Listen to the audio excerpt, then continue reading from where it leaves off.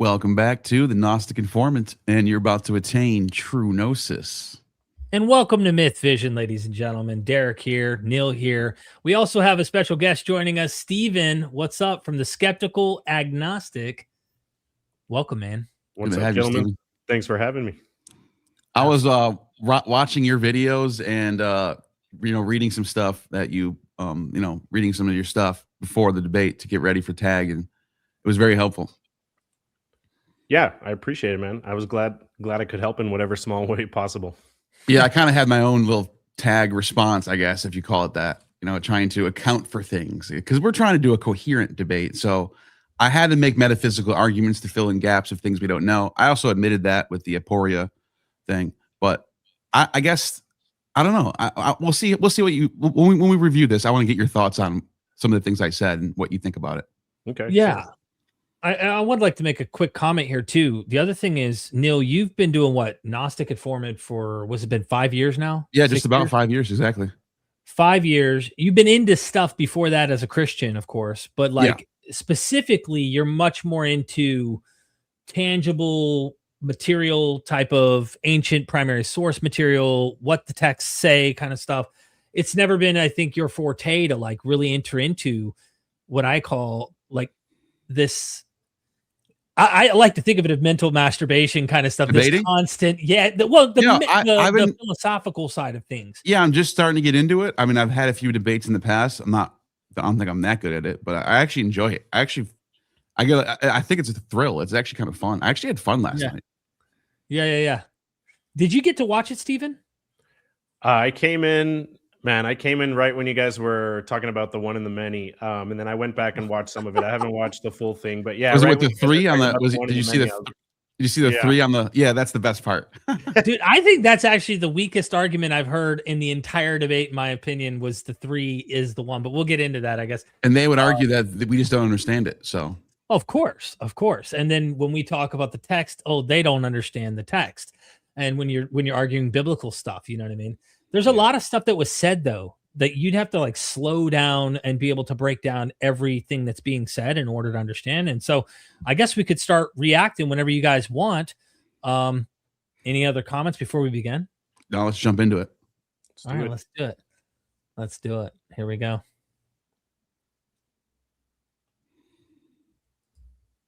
All right, we're starting at the opening. I believe Jay's just now starting. Here we go. Jay, go ahead with his opening statement. Jay Dyer, you got 10 minutes on the clock. Go ahead when you're ready. Yeah, I want to start by saying that the argument here is about the coherency and the worldview that makes the best sense of reality. And between us, we will be arguing two different paradigms that have radically different accounts of the nature of reality.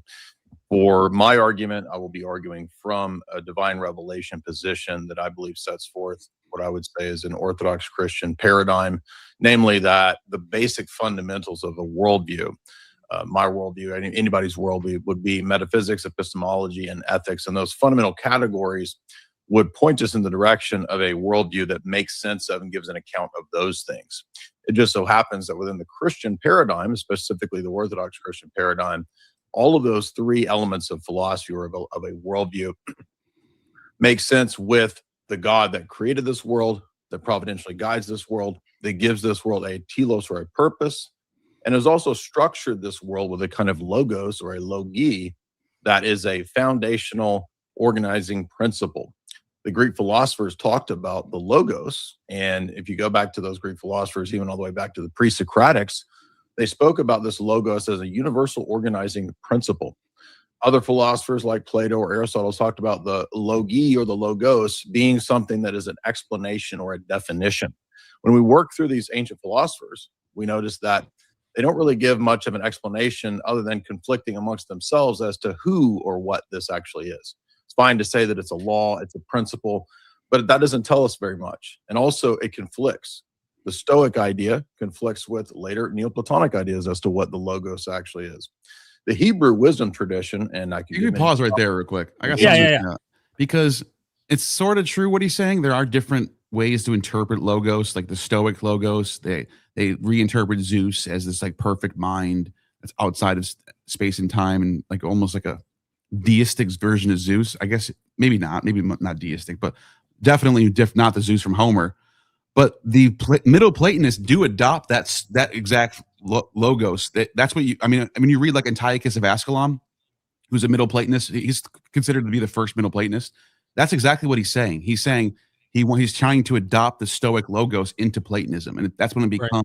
That's when the logos, because there's no logos in Plato. Anytime before Antiochus of Ascalon, there's no logos. They had Plato's triad was the good. What was it? Plato. Let me just look it up real quick. Just Plato. Yeah, look it up real quick. Plato's triad was reason, the good. That's not it. Wait, what am I looking at right here? I don't know. Actually, Plato might not even had a real triad, but anyways, it was the good, and then it was the world soul. It was more of like, and then there's like something in between it. He does say, and then an intermediary spirit in between. He kind of gets there. It's not like a triad that you get later. The point I'm making is they're developing this idea just as the Christians are developing their logos. When you read John 1, it seems like they're adopting Philo's logos, which is a first century Middle Platonic, sort of what you get in the other Middle Platonic tiers. And then as you progress, when you get to the 3rd, 4th century, the Nicene Creed, there's a totally different doctrine at that time. It's not. I'm not saying it doesn't come from John. That they just made it up out of thin air in the 4th century. That's not true either. But they're developing their ideas just as Platonists are developing their ideas. So I don't know, something I just wanted to point out. I mean, it seems obvious even with the church fathers, right? The church fathers themselves are not in the same on the same page. And I'm talking about the ones that are kosher, the ones that are okay, the non-heretical ones.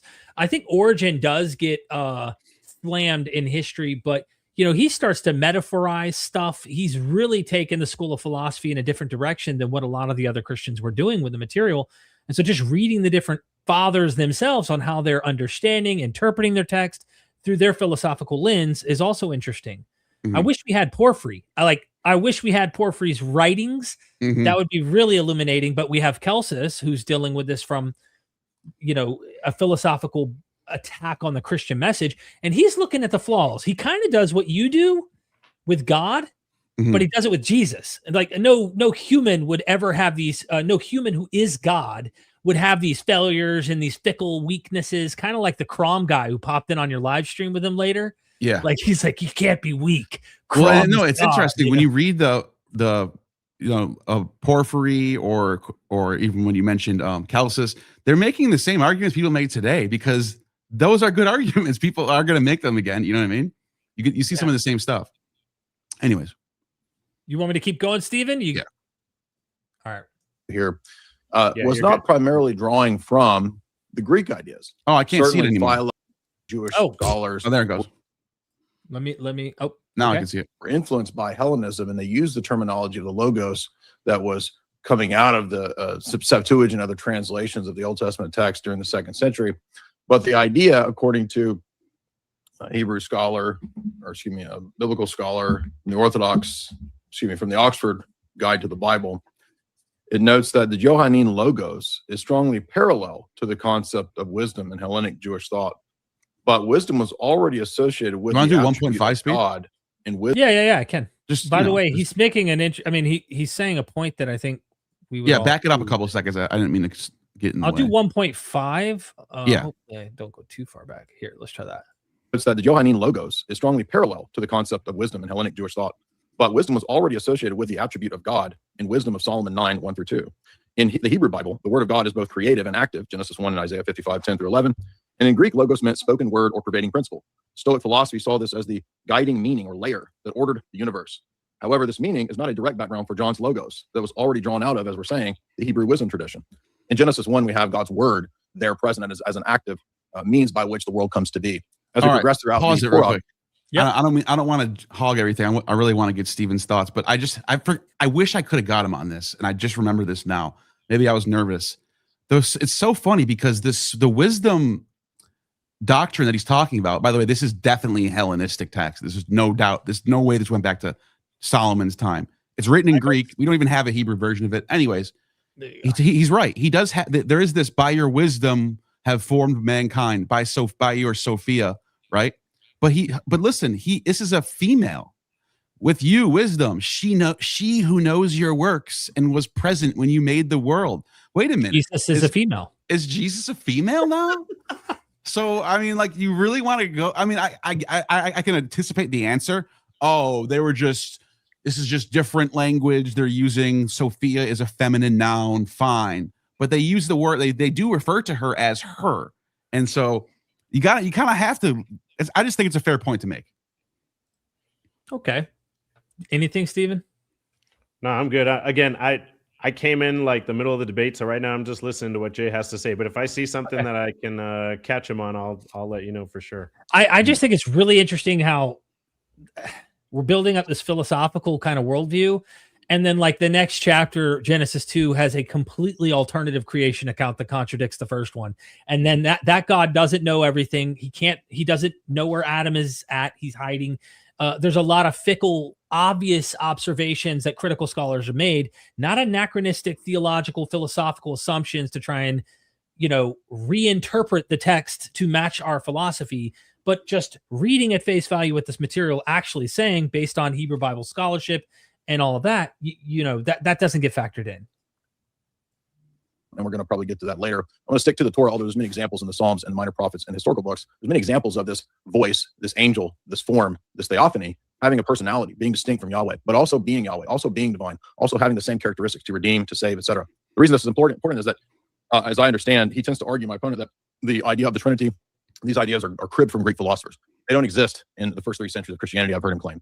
Well, I'm ready to counter all of those claims, and we'll get to those later, but there's about 20 pre-Nicene references that I have amongst dozens more ready to go to prove that no, in fact, the early church fathers, the 1st, 2nd, and 3rd century, were consistent, not just with the New Testament passages about the deity of Christ and the Trinity. For example, in the Gospel of John, every chapter refers to either the deity of Christ or to the triad. And some passages have both in that chapter. And that's in continuity with the Old Testament, where you have all of these Old Testament passages, again, not just in the Torah, but we're going to focus on the Torah when we get to that in some of the rebuttals. The point there is that the Bible teaches this God, this theology, Old and New Testament. It's not cribbed from the Greeks, even though there's similar terminology. The terminology of logos is really dependent upon the system and the person using it. So, for example, logos used by Marcus Aurelius, as it comes up in his Meditations, is all over the place in what it means. It's a universal guiding principle. It's something innate within him. It's all reality. It's a pantheistic conception. It's the embodiment of the Roman Empire itself. So it's so elastic as to be almost everything and nothing. And that's really nothing in common with what John is doing in John 1 when he argues that the logos is actually the parallel to the voice of Genesis 1. John 1 is a parallel to Genesis 1. Genesis 1 is the creation of the world and created light. John 1 is a parallel that plays on that with uncreated light and the person of the logos identified as the second person of the Godhead. But I want to go back to philosophy for a second, because what's really at root between he and I will be conflicting and competing worldviews. What I laid out is... I just would ask people to read Dennis MacDonald on this as well, just to get a general idea of Johannine material potentially imitating Euripides. Revelational position. Well, he's right, though. In general, and some... Yeah, I know. Right that John 1 is rewriting Genesis 1. I agree. He's totally right.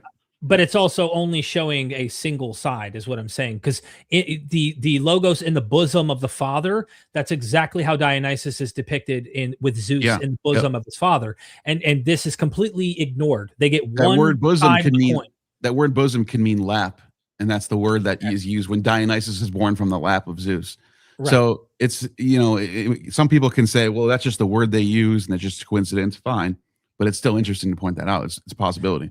It's once you get a cumulative case there, you can see it, right? Yeah. If gift giving God, he gives gifts upon gifts in the Greek there in John 1. Then he goes on to do the first miracles, water into wine, which is exactly what, we've covered this. I just figure it's worth mentioning that, of course, you're going to get only a Jewish side, and it tries to kind of distance itself from that pagan, if I could put it in scare quotes. The sources and texts. I understand that he doesn't believe these texts, and many of the audience don't believe the text. And when we have competing ideas about the text, that means we have to go to other areas where we find common authority or common ground. And that would be the realm of debate. Debate functions around principles like logic, the laws of logic, the 3 basic laws, excluded middle, non-contradiction, law of identity. Those basic laws lay out how we would argue and then suss out contradictions between worldviews. If his worldview is unable to give a fundamental account of those 3 basic areas of philosophy, epistemology, metaphysics, and ethics, then it's going to be undercutting his ability even to debate. So that he showed up shows that he has to recognize the laws of thought, critical thinking. All right, can you stop it there? I knew you had something to say. So this is like the common precept. This is their playbook, right? Like, if you can't account for the laws of logic, if you can't account for your epistemic foundations, then you shouldn't even be speaking. You shouldn't be making arguments. Your arguments are undercut. That's simply not true. Again, an argument stands or falls on its own, irrespective of the person making it. It might be true. It might be true that Neil cannot account for the laws of logic. That doesn't actually undercut an argument he's making. Again, an argument is valid and sound on its own, or it's not. Just because somebody cannot account for these epistemic presuppositions or the ontological foundations of the laws of logic does not mean they can't engage in a debate.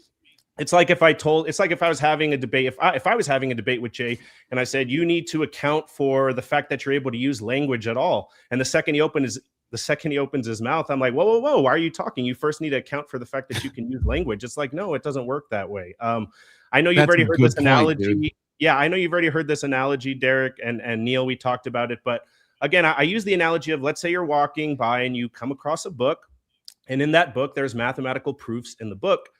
You don't need to know anything about who wrote those proofs. You just deduce whether or not those proofs are valid and sound on their own, or you don't. It doesn't matter who wrote it. And this point has been brought up to Jay before, and he says, well, no, when we're in a normal debate, yes, but when we're talking about like meta-ethics and meta-logic, it's a whole different dynamic. And no, that's simply not true. The whole point of logic is that you abstract away from particulars, right? So like if I'm trying to determine if an argument is valid, and let's say it's in the form modus ponens, right? Again, I can do all that without even looking at the particulars, without even looking what exactly is in place of P and Q and so on and so forth. So yeah, that's just false what he's saying there. He's trying to undercut your ability to even argue in the first place, Neil, and it's fallacious. And Jay does that all the time. Yeah, it's true. And I noticed what he does is when you try to say, well, you have the same problem as I do, tu quoque fallacy. It's like you're two boxers and you're against the ropes and you're trying to get out, and it's like, oh no, you can't get out. Like I have you on the ropes. You're the one that has to reply. But it's like we're both in the same issue here. We're both trying to make arguments to account for these things. Right. So. And I've seen him say before, like if you accuse Jay of circularity, he'll say like, you can't avoid circularity. You can't avoid circularity. I can't. So I guess I'll just say God exists. And if it's circular, oh, well. And at that point you would say, okay, well then we're at an epistemic stalemate. It doesn't mean that you win by fiat. It means if you want to admit that we're both being circular, then again, we're at an epistemic or a logical stalemate, and you don't win and I don't win. That's kind of what I was trying to do. Yeah. If it makes sense. Like I'm just trying to go in here with a worldview that accounts for the same things he accounts for, but way more simpler with less glaring, easily detectable contradictions like the Bible, like church doctrine, stuff like that. So. All right, I'll keep going. Let me pop this up. I mean, I think the circular point is a important one, but let's keep going. In fallacious reasoning, and we're going to be having to pay a lot of attention to make sure that he doesn't engage in and rely on a lot of fallacious argumentation. Now, how do I get from what I'm arguing to my Christian conception? Well, as I said, if the world was created by God and it's the God that I'm arguing for, then it would make sense why there's regularity in nature, because God is providential. He providentially guides history. History has meaning. History is not something to flee from, as if we were a Gnostic or perhaps even a Neoplatonist, to try to return to the one or whatever his view might be. It's not something to go away from. It's actually a good thing. So history, reality itself is fundamentally declared to be good. And it's good because it has this logos organizing and structuring principle. Did he sneak God into the picture all out of nowhere? Like if he says like, if my God is, it seems like he said like something like, if my God, you have to kind of grant that God's there. Well, yeah, I mean, that's presuppositionalism. For you in a nutshell. Just saying, just catching that. That's all. And sorry, I don't mean to the world, and we're going to see to make you stop it again. But so another precept arguing point is that only the precepts can account for induction or uniformity in nature. But first off, I don't think that's the case. It is possible that God could choose to change the laws of nature. Now, it sounds like Jay's saying he wouldn't do that because he's providential. But again, he would need to demonstrate that. And again, he's still relying on the uniformity of nature anyways. Just like, this is called the problem of induction, right? You have an issue trying to account for the problem of induction, or you have an issue trying to account for induction because you need to use induction in order to justify induction, right? It's circular. That's totally valid. But the problem is no one is able to circumvent that. how does Jay know that the Bible he read 2 minutes ago is the same Bible that he's reading right now? He has to assume induction. He has to assume these things. And again, he's claiming that because he believes in God. But again, how do you know that God is not going to just flip the laws of nature, from yesterday to today? You don't know that. You don't know that at all. So you're still arguing in a circle the same way that he believes the non-believer is. Exactly. It's the same. He had to use his own induction and deduction, basic reasoning skills to come up with the idea that the church is correct to begin with. Right. So we're all doing that. Yeah. I think many fallacies and kill shots with his position of priority monism. And that's compared to a position where we don't have priority monism or any of these weird ideas about metaphysics with no justification. We have justification for the idea of an external world, for the idea of regularity in nature, the idea of objective ethics, because we're made in the image of a good God, a holy God, who has a requirement, a law of the 10 Commandments, of how we ought to live. 2 minutes, Jay. In the position of Neoplatonism or in the position of priority monism, we're going to notice that there's no real basis for good and evil. 10 Commandments. Keep the Sabbath, right? Of course, they'll just translate the Sabbath to be Sunday, I guess. It just depends. I don't know. What's funny about that is they make graven images to their God in all their churches. So they're not really following that either. But it's an icon, so it doesn't count, I guess. You can just use language to get around it. Well, no, dude, literally, it depends on what debate you're listening to throughout Christian history, because there were times where they were aniconic and there were times that they were saying, oh, yeah, this was a huge deal for like the first 500 years of the church. They didn't want images. And the Greeks were so used to having images because they're Greeks, they have paintings and statues. They're like, what do you mean no images? They're like, well, this is how the Jews have been living for the last, I don't know how many hundred years. We can't have images. It's in the 10 Commandments. And they had these debates. And eventually they were like, we're just going to have images, but we're going to call it icons. They're not idols. So don't worry. We're not breaking the 10 Commandments. That's because a lot of the images actually they believed had essence of the deity or were very much a form of the deity. I mean, that's exactly what the Greeks say, the pagans say anyway. So what's the hell's the difference? Just a way to whitewash it, make it pure, In fact, we might argue or we might ask, does evil have ontological existence in a situation where all things are essentially parts of the one? We might ask, why would we prioritize one over many? And we're going to see, I think, that when the answer to those types of questions, it relies on unjustified assumptions. That's why epistemology has to come into play. We have to figure out what are the justifications for the assertions that we have, and do we have good reasons for our beliefs? Not just any old reasons, but good reasons. So I'm going to argue that the Logos, this personal God that we have a relationship with, who's not just a unknown Unitarian, far-off Platonic idea or monad, but is a personal God who has a relationship with us that gives us ethics, that gives us life and meaning, and gives us an end goal, a purpose. The universe has intentionality. Even within the Neoplatonic conception or the monist conception, it's hard to figure out exactly why an immaterial one or an immaterial, universal, impersonal force or principle would in any way give us purpose or telos in a grand scheme. In fact, all of reality is sort of an eternal generation, if you follow the Neoplatonist argumentation. Maybe he doesn't, we'll have to see. But regardless, there's going to be many fundamental problems that aren't fundamental problems in a Christian paradigm. His paradigm will be totally different and undercut the possibility, not just of his metaphysical speculations, but reality itself and knowing reality itself. Again, having a justified true belief about reality that you can make sense of without relying upon, this is what I feel, bro. This is the easiest answer. It's parsimonious. All of those things are unjustified reasons and assumptions as to why his worldview should be true, when really what's at stake here is which worldview can give an account for the preconditions and the possibilities of knowledge, ethics, and metaphysics. All right, and that's time. Right on time, in fact. Just want to point out, over 5,000 on YouTube, 7,000 between all platforms. Appreciate all of you guys coming in this evening to watch this debate. Gnostic Informant, you have 10 minutes on the clock. Go ahead when you're ready. So I guess I heard some arguments there of why his worldview is coherent and accounts for these things. He said the Logos is personal. There's a few things in there, but mostly what I heard was my opponent needs to do this, needs to do this, needs to do this, needs to do this, worrying about what I'm going to say, when that should be for the next round. You should be giving an argument for your worldview, which I'll be doing right now. My worldview, which I call Apolloist monism, it's metaphysically priority monism. And I'll explain why I call it Apolloist monism in a second. It is basically priority monism as described by the Neoplatonist philosophers. So it's starting off with it's called a hierarchical hypostasis. The one, the good, is the arche, the beginning. It's all perfect, all knowing, all powerful. And the one emanates from this, the nous, which is represented in different ways by different philosophers. I use Apollo because Apollo is form, intellect, logos, reason, perfection, the sun. We can use the sun as an example of the brightest light that we can see in our present world right now. It also gives off the most radiation, heat, and life sustaining. Doesn't mean I believe the sun is the monad. It's a representation. It's a model that we can use to sort of explain the metaphysics. And then also there's a triad at play, because the next emanation, which is the first emanation, which is the nous, is the brightest emanation. It's almost identical to the one itself. It's the closest thing you're going to get from perfection. By the way, Stephen, you understand what's going on here, right? What how Neil is actually he's adopted for this particular debate, and maybe even real life. I don't know Neil's actual personal beliefs. We don't sit down and like have these. No, this is my way. This is my metaphysical fill in the gaps argumentation for reality. So he was wanting he wanted to skip the fluff. I mean, unlike someone like me or you, who might, I don't know, maybe someone else who might come from a more atheistic, agnostic background, trying to justify epistemologically our worldviews or whatnot, which he always likes to capitalize on. Well, he's just kind of granting, hey, there's deity, and I'm adopting this model. We're going to actually compete. So our gods are being in competition, and he's going to pretty much define a perfect God, right? That has no flaws, no contradictions. Yeah.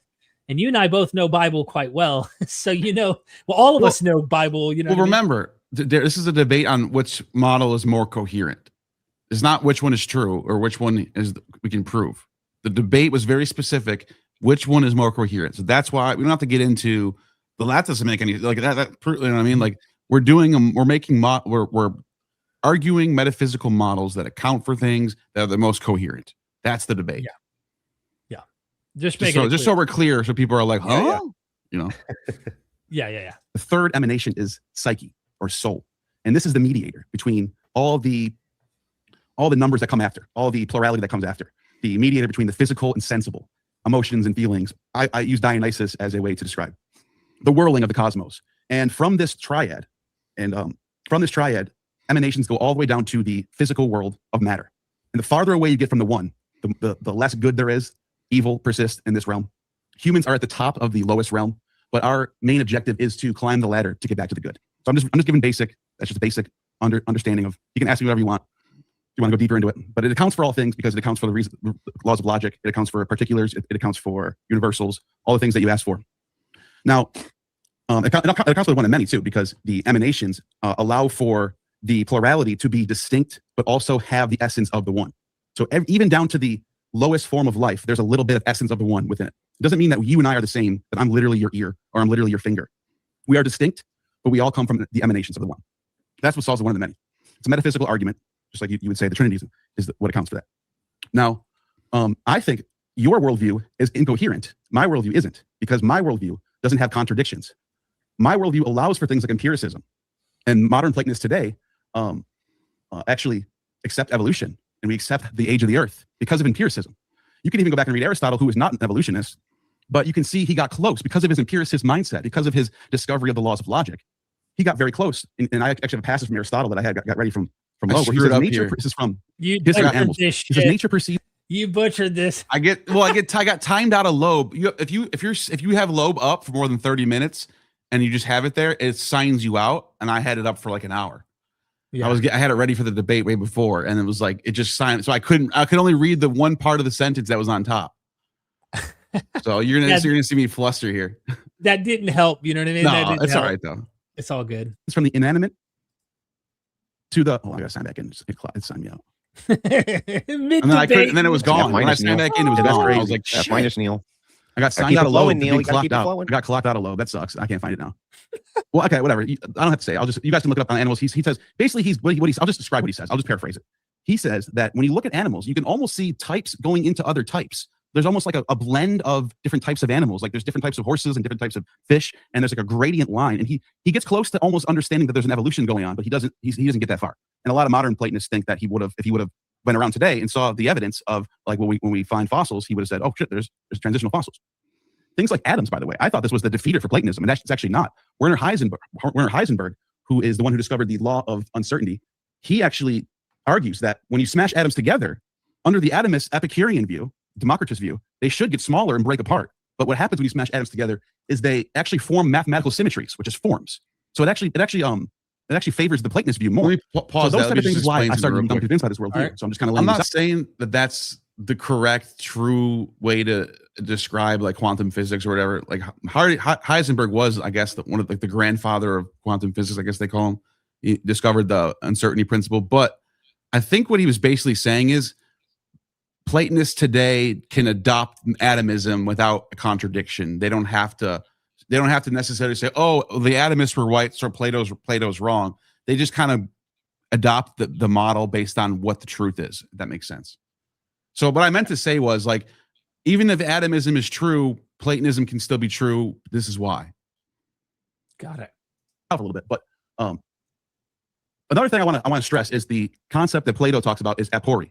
So Plato in his dialogues, if you read Plato's dialogues, you know they never end on a solution. Socrates is always the best debater, but he never really wins the debate. It's always left off on like they don't really know like we get close to it, but things have to stay open. We need to have that scientific mind that we could be wrong.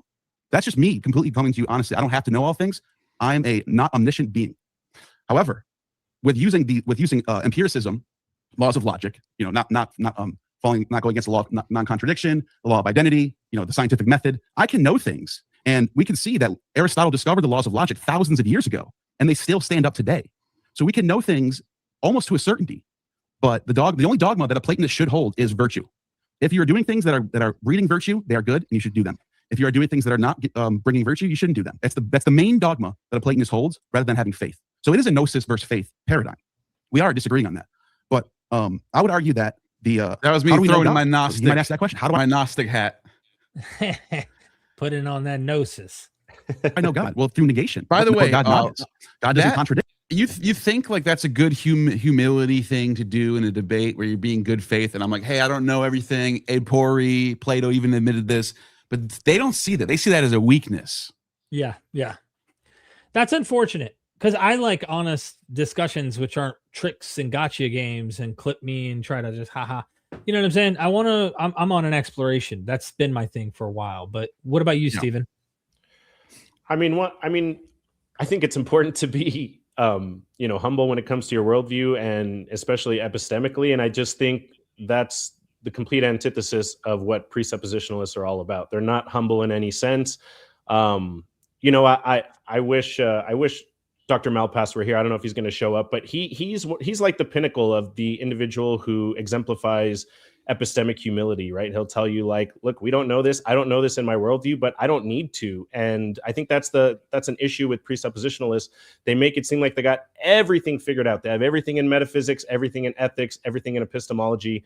And I guess when they claim that, then all you got to do is catch them catch them negating their claim or catch them in a contradiction. Because usually they know a lot about epistemology. They know a lot about metaphysics, but it's just ridiculous to think that we should have all the questions completely answered with 100% certainty. I sure as heck don't. And I haven't met anybody that does. And presuppositionalists sure as hell don't. So is that why you're an agnostic, or, That's right. That harkens back to my name. There you go. Himself. For example, God doesn't tell you through his scripture. For example, I have numbers here. He doesn't tell you that he wants to abort babies, and then thousands of years later, one of the main dogmas of the church is like no abortions. So in the book of Numbers, you have Yahweh telling the high priest that if you suspect there's any, this is Numbers 5:11-31. If you suspect that a woman is being an adulterer, that you should make this potion, this water from the dust of the tabernacle, and give it to her, and then put a curse on her so that the baby in the abdomen will swell and the womb miscarries. Then the woman is to say, Amen, so be it. So that's a contradiction in your worldview. You have your own God telling your priest. Real quick, how else do you interpret that as not pro-abortion? Seriously, I don't think that was a cheap shot. I don't know what you guys think, honestly. Steven, do you want to comment first? No, I'm in complete agreement with you, Neil. But if there's one thing I've learned, and I guess it kind of goes back to, I didn't know that you guys were necessarily just debating which one has the most coherent metaphysical model, because when I was watching this and you were bringing up contradictions that I agree are contradictions, like, again, what a precept is going to do is they'll do anything that they can to make a contradiction disappear, because again, they hold the preconditions of intelligibility. So for them, it's not possible that their worldview has a contradiction. This was in my video on Jay Dyer, but somebody asked him, like, what would you do if aliens were found on another planet? Or they asked him, do you believe in aliens? And he flat out said, well, according to my worldview, it's logically impossible that aliens could ever be found on another planet. So imagine if we were actually to find life on other planets, what would he do? Do you think he would actually say, oh, you know what? Like, I thought that was impossible, so now I'm going to adjust my worldview. No, he'll do whatever he can to dismiss that evidence. That's why he doesn't believe. That's why he doesn't believe in the existence of dinosaurs. That's why he believes in a young Earth. That's why he doesn't believe in quantum mechanics. Like, these are all things that have been proven, or that we know with great scientific certainty. So, but it doesn't matter to him. He'll take whatever evidence and he'll shape it so that it fits in his worldview, or he'll just deny whatever he needs to. So, I mean, you can bring up all the biblical contradictions you want. He's going to sweep them under the rug in one sense or another. Yeah. You just laid out my exact argument in this debate. Was that you have to defend the Bible as your dogma, so you're going to misinterpret the world around you. That's Right. why your worldview is flawed. Right. It's not just Bible, it's his God that is attached to the revelation we call the Bible. And he has a systematic approach where he thinks it's all cohesive and it all has to make sense, because he can't allow for that, like you said. But this isn't even necessarily a contradiction in the Bible. This is just a blatant ethical issue that is a sore spot for modern Christian ethicists. And mainstream scholars, including feminist biblical scholars and conservative ones, come to this exact passage you're talking about, Neil, and they acknowledge that this passage describes something that functions like an induced miscarriage, like a divine test where, the priest is clearly testing the woman and that child. And can you imagine like some really outdated model? It reminds me of Herodotus. You remember the famous scene where he's like, look, they throw people up on the spears, and if they don't die, it's actually not a good sign. But if you throw them up onto the spears, it's a good sign. They've been sent to Zalmoxis. And it's like, what kind of ritual were these are they called the Gitai people? I can't remember. Yeah, like what the hell were they doing? Well, imagine going to ancient Israel and seeing a priest get like stuff off the ground, scraping up some really crusty old stuff and saying, all right, now your husband said you've been sleeping around, drink it. And she gets sick, and then the child, doesn't survive. I mean, it's a wild passage. Yeah, man. It's one of those passages that are just like, what? Why would they write that? Yeah, it more contradicts their modern ethical views. That was my point. Yeah. So that's your point. Okay. Yep. Do abortions, but you say you're anti-abortion. Yeah. Here's some more. Premise 1. A perfect self-sustained being lacks nothing and does not require appeasement. The biblical God commands sacrifices to atone for sins. Requiring sacrifice implies a need for appeasement or satisfaction. Conclusion. Therefore, Yahweh is not a perfect, all-sustained being. Not only that, he requires human sacrifice. In the book of Judges, Jephthah tells the Lord, he says, if you let me win this battle, the next person you put in front of me, I will put on an altar and sacrifice him to you. And what does God put in front of Jephthah after he wins the battle? His prepubescent daughter, who's a virgin. And they go on with the sacrifice and do it. It's not like the Abraham story where Abraham's tested and at the last second the angel stops him. Jephthah actually sacrifices a human to Yahweh. This is seen as good. Yom Kippur, Leviticus 16 says that you can sacrifice goats and bulls for sins every year at the time of Yom Kippur. So what happened? Did God change his mind and say, wait a minute, we don't no more Yom Kippur. We need a human. Actually, I'll send myself, a person of myself who's literally God. I'll put him in human form to sacrifice him to myself so I can save all you guys from me. It doesn't make any sense. It's not logically coherent. So a perfect being cannot experience emotional states that imply You gotta wrap it there, Neil. security. Dude, hold on. What you just did was like look, he gets mad in the follow-up where he talks about like atheist Reddit tropes and shit, because That's what they always say. Yeah. But dude, the way you describe it, it's kind of wild, isn't it? Yeah. It's Steven, true. Well, did I say anything that wasn't true there? I mean, I'm honestly asking, What do you think, Steve? I don't want to interrupt, man. I think you were right on. And the thing is, the list can just keep on going, right? I mean, again, I hadn't seen this part of the debate. Like, you could bring up, the firstborn that were slaughtered in Egypt. I know there was a point in the debate where you guys were talking, I think where Jay was talking about where God hardened Pharaoh's heart and he tried to sweep that under the rug. But yeah, I mean, there's so much barbaric, primitive, superstitious nonsense in the Old Testament like this that you can bring up again, like the Passover or just the flood. I know that you had brought up, I think it's Proverbs or Psalms where it's talking about infants being dashed against the rock. I did hear you mention that, Neil, and I don't remember what Jay's, I don't remember what he said in response to that, but I know he swept it under the rug. I can't remember exactly what he said either, but yeah, I guess we'll get there. You're right. It was totally swept under the rug. I know he doesn't bring up bitter waters. Maybe did I miss that? I don't think he bitter waters. No, he doesn't respond to the bitter waters that, the Judges passage you just read. Oh, no, he doesn't. He never says anything. That's another thing I noticed in this debate. There's a few things that I brought up and just never got talked about. So Yeah, and that happens. That does happen. There's a long not debate. a fault necessarily. Yeah. But he does try to respond to Jephthah, and we got to talk about that, man. I mean, you got to show the text. I mean, this is ridiculous. At some point, you got to stop playing games. You know what I mean? Last one, or relative change. Premise 2. The Bible attributes jealousy, repentance, and wrath to Yahweh. Therefore, Yahweh is inconsistent with divine perfection. Okay. Now, gentlemen, I've always given people. I think that's brilliant in my opinion to go after the God that way and show the inconsistencies and contradictions and the emotions and the fickle nature of this deity personally. But well, he said in his opening that all my Platonists had different versions of the logos, therefore there's a contradiction. So I mean, what's the difference between me going through the Bible and showing your contradictions? But that's your holy book, that's your central doctrines. I mean, I don't think it was there's no Reddit tier shit going on there. Yeah. I will play it again. Continue playing it here. This option after they get past opening statements. If you want to keep the format, get into rebuttals and then get into closings before we open it up, we can do that. Or we can open it up right now, which will give you an extra 45 minutes of open debate. It's up to you guys. What do you want to do there? Keep going. Back and forth. Okay, awesome. 10 minutes then, Jay, for your rebuttal. You know what I think what was going on there? Okay. So, you know, I'm gonna call out Andrew on this one. I think that he was like, wait a minute, this might not be a good idea to let this guy just have 10 minutes to just attack the Bible without interruption. Why don't we skip the next two? Let's just go right to the back and forth because Jay's really good at that. I didn't even think about that till right now. Maybe not. But it's just odd. But we have a debate format. Right. Why are we changing it in the middle of the debate after my first 10 minutes? Right. Just saying. It is interesting. I think I got a super chat here. I really want to let you guys see here. Spyro, big one. Laura Polis. Yeah, thank you so much for the super chat, my friend. These guys have one goal: win the audience, not you. They will use fallacious arguments to win. They want you to opt into hypotheticals. They can opt out. My worldview doesn't let this happen. I know because I've debated and worked with them.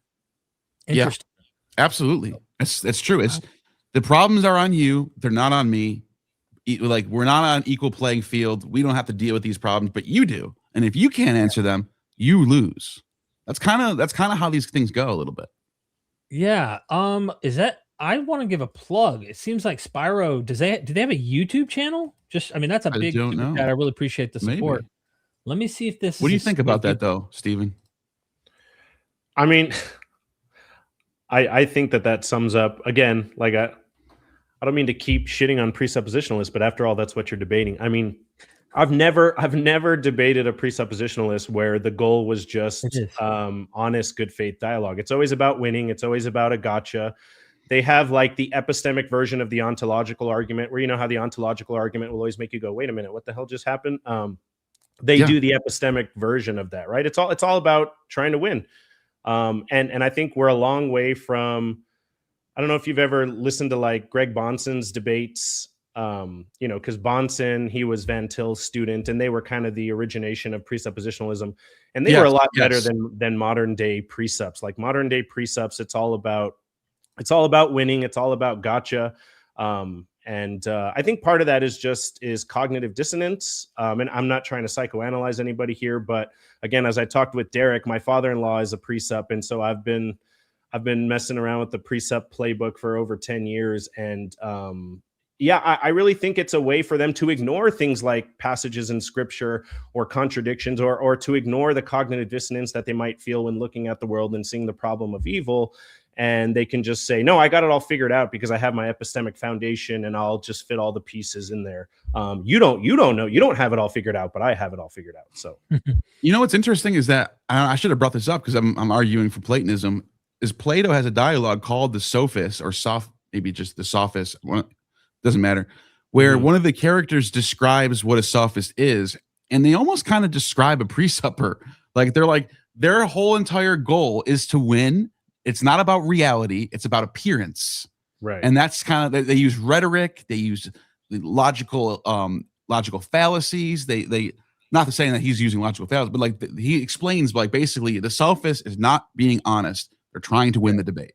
Right. Thank you so much for that super chat. And by the way, someone above said I ran from Jay for a debate. something like that. I can't recall which person it was. It was above the super chat that I got. I figure I'd just show people the chat real quick. That's here. one way to debunk something. Yeah, like there's a good way to get rid of your conspiracy bullshit. Jay Dyer wrote me, "You ready to set up a formal debate?" This is on Twitter. You can tell because he's got the flamboyant pink image. Yeah, I don't think anyone's going to think this is fake. No, this is legit, right? You ready for the debate? I said, I have you set up to debate Neil next Sunday over worldviews. I'm not much of a debater, though I will happily debate Bible and Christianity with you. It seems you prefer to stick to topics you're more comfortable with, as I'm also more comfortable sticking to ones I know best. Neil is ready and excited to meet you on worldviews, since that is something he is much more familiar with. If you decided you wanted to debate, discuss Bible or truth of Christianity, just let me know when you would be down for that and we could set it up. I am not agreeing to come on your channel, he says, and you can't defend your worldview. Got it. And I said, and you cannot defend your Bible or Christianity. Got it. My argument is an argument of comparing worldviews. If you don't want to address that in a formal debate, then I get it. I said, I prefer to stick with what I know best. I'm just keeping it real with you that these tag topics aren't my area. Maybe down the road, I will put some time into really studying it and get back to you about that topic. Okay. My worldview is ever changing, I said. As I learn new evidence and data, it really makes no sense to me to defend something I do not dogmatically need to have resolved. It will be better with you and Neil. I will be in touch. It's that simple. That's not a running from the debate at all. If you think that was running from a debate, you need to get your brain checked, because that looks very clear that you were willing to have a debate as long as it's something you understand. Like, that's norm. No, just a rocket scientist isn't going to debate medical science. They're going to debate rocket science. They're not going to just jump into a field they don't know. So that's nonsense. Yeah. So it's simple. It's simple as that. He didn't want to debate on Bible and Christianity, and they're just going to spin it. You know what I mean? It's what happens with tribalistic kind of shit like this anyway. They're Dyer fans, and no matter what you do, it is what it is. And I'm sure we have fans like that as well. So, all right, let's continue.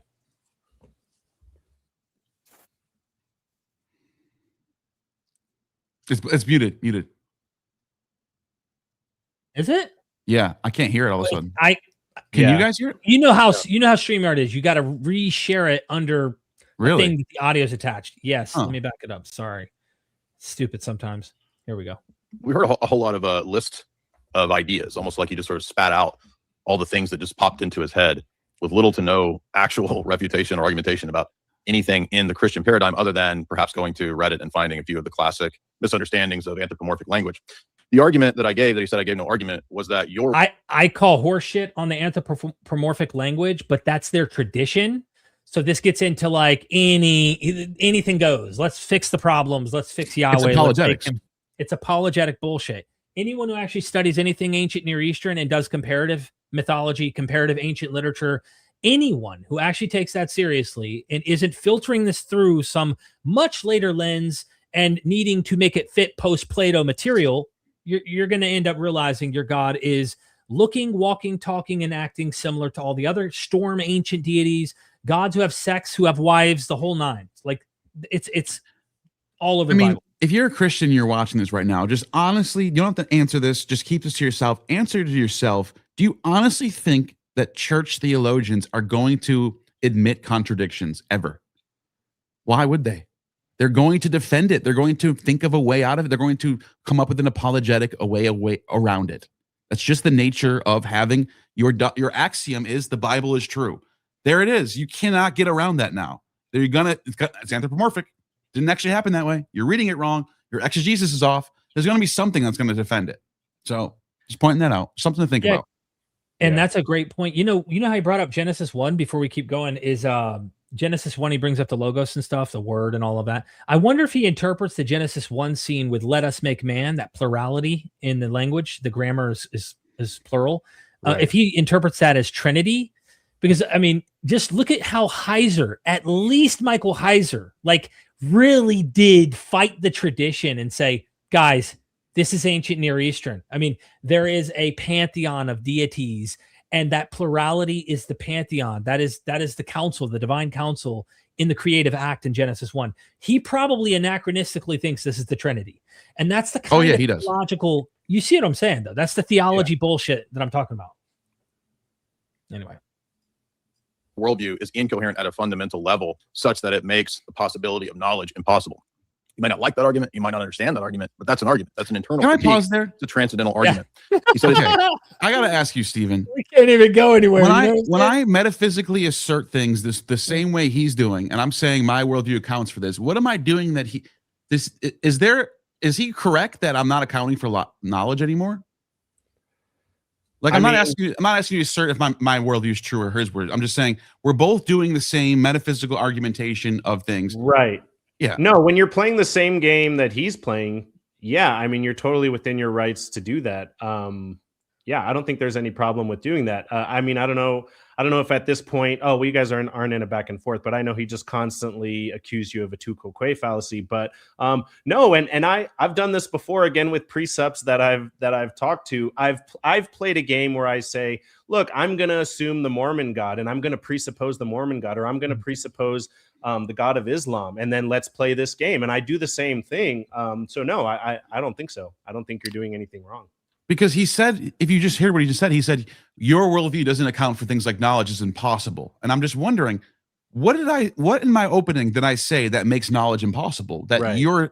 And I'm not saying like that you're not doing, but like just from the same metaphysical argumentation, I even said this accounts for the universals, blah, blah, blah, blah, blah. Right. I think he just put that in there as just like a Freudian theatrical. slip. It's a script that he's been running. Yeah, probably yeah. he accidentally threw a sentence of like, your worldview can't account for knowledge. He would do that with me, clearly, because I don't have this certainty of absolutes of how I could, literally explain these things in the same way that he would, right? He just That's what I think happened. I think he's so used to saying that to atheists who don't care about accounting for their worldview. They're just trying to be like rigorous and not metaphysical.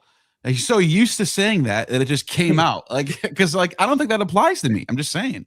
No, at least not at this point in the debate, like especially because you guys haven't had a back and forth. There's nothing, like you said, there's nothing you said that would open the door so that he could shove off into it. So I don't know. Yeah, it might just be his script that he's That's what I'm thinking. I think an interesting critique, and we're going to get to it, you'll hear it when it comes up, is when he does bring up that you're one trying to have emanations come from that to explain, humans and evil and all that kind of stuff. How you get from your one trying to justify how the existence of evil. But while he's making this good critique, I think Jay does make a good critique of it. It's self-problematic because for thousands of years, Christians have been trying to reason and justify the origin of evil. Oh, it's free will. Oh, how did this shit happen? Why did God let a snake enter the garden? Like, bro, all of that nonsense is like being debated even today to try and justify the origin of evil and why your God, who's omniscient, omnibenevolent, wants everyone to be saved, just so happened to let the ball slip like that. Like, what? So even if he gets you, like, you can't quite explain how your one can have those emanations without a problem there. He has problems too. So it doesn't matter. Either path you take, it's got issues. But all right. An Apolloist, monist. For him, there is a hierarchical one, a monad, and that there's an emanation from this nous. The nous then produces psyche. There's these gradations. So there's an ontological diminishment in this worldview. He laid out this wild Neoplatonic story. There's this triad. The things at the bottom are less good from the things at the top, which are the highest good. And it's also more perfect. Now, obviously, this is a wild bunch of metaphysics that he claims to want to be in line with modern science and scientific data and information and so forth. And maybe there is some reconciliation there. But if you want to appeal to modernity, 99.9% of modern academics, scientists, and all the people that he wants to perhaps appease or be in good cahoots with would laugh at this worldview and would not believe anything remotely close to Neoplatonism. Neoplatonism died out in the Middle Ages, in fact, and never really made a response. That's a non sequitur because I never said, I want all the scientists to agree with me. I never said that once. Well, and it doesn't matter whether or not they do. I mean, it's really interesting that Jay's the one promulgating that argument because because 99.9% of scientists don't agree with the bullshit. Exactly. I mean, I really don't know why he said that. Yeah.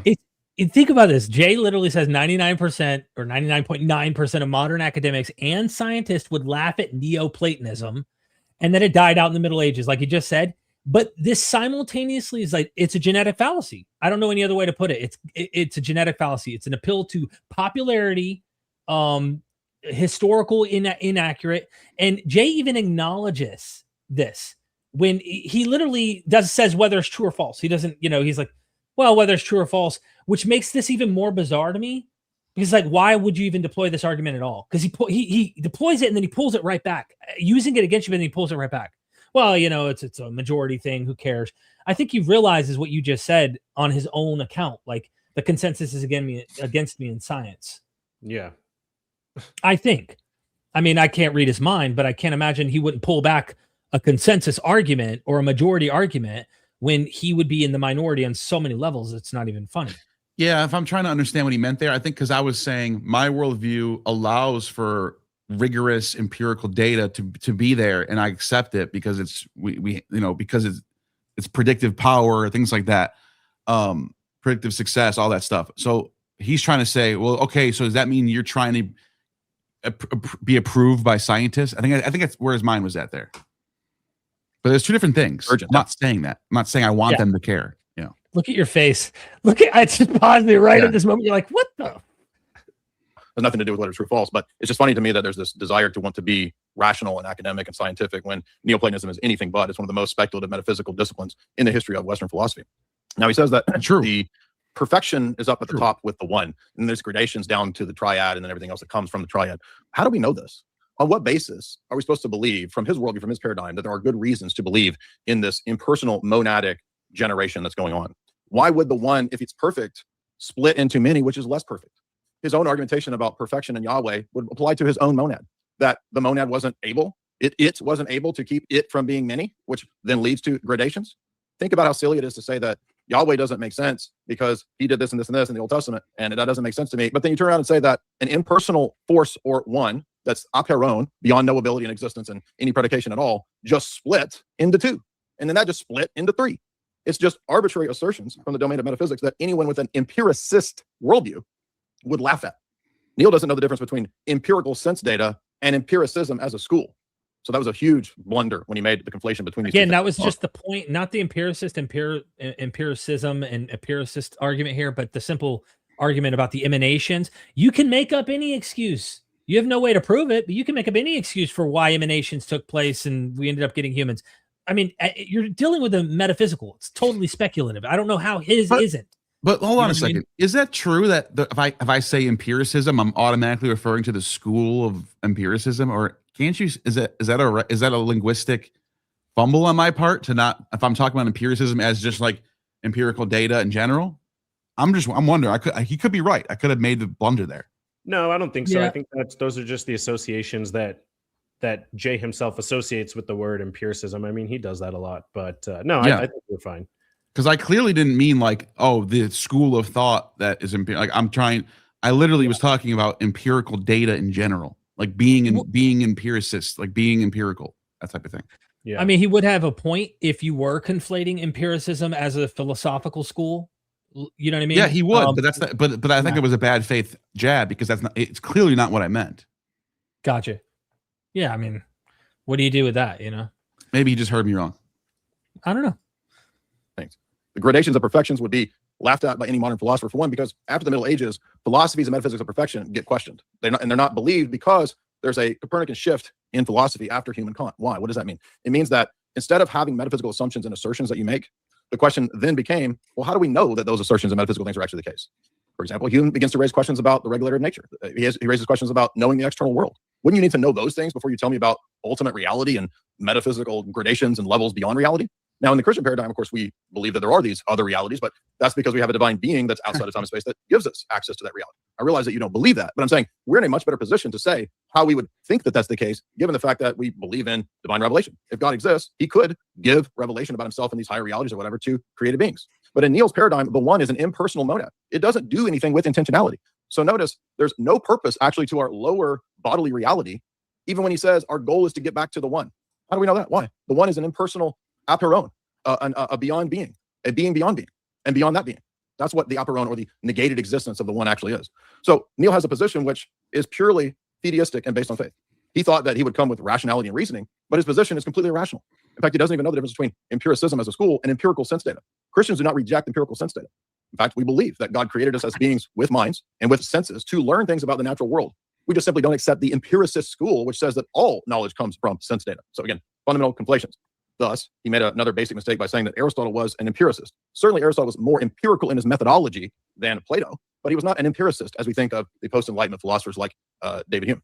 I didn't or say that. anybody from the positivist school. I think I know that's what your point was all along. Is like you're just saying the guy, if he would have seen the data we're looking at and the scientific method, would Aristotle have been arrogant enough to not actually buy the methodology that science has produced to show how we have made these models that make sense when it comes to evolution or dating the earth or whatever it might be, you know what I mean, in terms of science? Would Aristotle have been like, hey, that logically follows. I'm looking at material data. We have testable, observable, repeatable methods that help us gain and ascertain these knowledge. I'm on board with this. Or would he not? And it seems you're trying to make that kind of argument rather than some kind of empiricism school or something like that. I mean, they were very much, they were the scientists of the day without the scientific method. Like they were using the laws of logic. They're trying to find the truth about the world. They were denying mythologies. You can find texts of them going, this shouldn't happen. Or I don't even think Aristotle was a Orpheus mythicist. He's the first mythicist in the sense where he denied that if Orpheus existed. That's in Aristotle. So I think if Aristotle was alive today, I think he would be on the skeptic side of things. I do. Interesting. Hey guys, sorry. I'm gonna have to jump dip? off. My daughters are getting off school, but I appreciate you for having me. Sorry I could only stick around for an hour, but No, No, man, you're I good. appreciate it. Thanks, for Stephen. having me. Everybody, go subscribe to the Skeptical Agnostic. Let me pop him up here. The Skeptical, I should have this ready. Agnostic YouTube channel. Shameless plug for your time, man. I hope, appreciate it. hope people go subscribe. Make sure you show it on the screen at least, right? Yeah. Okay, there you go. Nope. It's on Mac. I don't know what it is on your computer when it comes to doing StreamYard. Well, is that why we're having glitches like this? Because we're on, I've been running Mac for 10 years. By the now. way, people watching on my side, I highly recommend this channel. It's just a wealth of knowledge. I'm surprised you don't have more subscribers than this, man. Honestly, I like, appreciate go and it, man. subscribe. Seriously, this is like one of the best channels that just gets right into the heart of these arguments, breaks things down, really simple. Like your video on Tag Refuted, whatever it's called, the one that has Tag Refuted on the thumbnail. I watched it like 7 times in a row, dude. It was like, wow, this is pretty good. I appreciate it. Thanks a lot, Yeah. man. Yeah, maybe we get a debate with you and Jay at some point. I would love to see that. I'm sure at some point, man. I've tagged him on Twitter anytime I posted something, and he never responds. I've gotten responses from he's never responded. And Why don't we actually, and he just blocked me. He blocked me a couple days ago because he was shitting all over Trent Horn, and I was basically just calling him an asshole. So he blocked me. But he blocked me for a while. He unblocked me last night though. We're cool. I don't know. But I would say if he's watching this right now, you just got a challenge. What are you going to do? Are you going to take it or leave it? I'm down, man. And of course, with every video on Jay Dyer I posted, I posted 2, but his little minions come by and they're like, just debate him. And I'm like, Yep. I will, if he wants to debate, I definitely will, but I'm not under the illusion or the delusion that that it's going to be a fruitful debate, but I'd happily take the challenge. So yeah, I respect that a lot. I love that. Steven, everybody go subscribe. Thanks, man.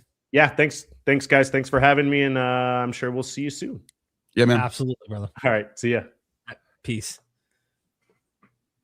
All right, Neil, you want to get close up here or do we want to just, all right. Yeah. We can keep going if you want. Yeah. It's good that we had him for the beginning because we really need him for is that opening, Yeah. I mean, it does go on and on. I mean, there's a little more we could watch, or we could take some super chats and then maybe continue. Yeah. You want to do a break to super chats? That makes a lot of sense actually. Cool. And then we can keep going. This one's for you, man. True NYC. What's this? Chastitas theology bridges the gap between you and Jay. I have no idea what that is, but I have to look into it. That sounds like something interesting. Interesting. Chastitas theology. Huh. I'll look it up. Yeah. Look it up. Next one says Caleb Dominique Peterson. Does Charlie Brown exists? Gotcha in an epistemological checkmate goober. Right. Of course, we saw Spyro's super chat there, and then we have Handsome Cat 89, Half Justin of Deconstruction Zone Debate Jay. That's another one that I really because when Jay's obviously a great debater, and there's parts where he makes people look stupid a lot of times. There's a lot of videos out there where he can really make people look stupid.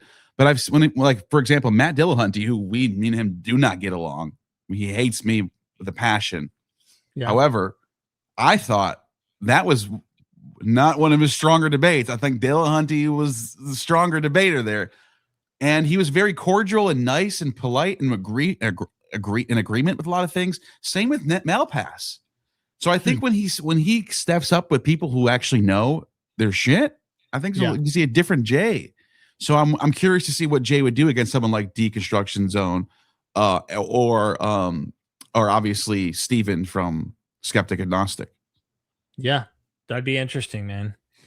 I want to say Porphyry, but the name's it's like Porphyron Timothy. Yeah, I tried reading it last night. I just said porphyrotheosis.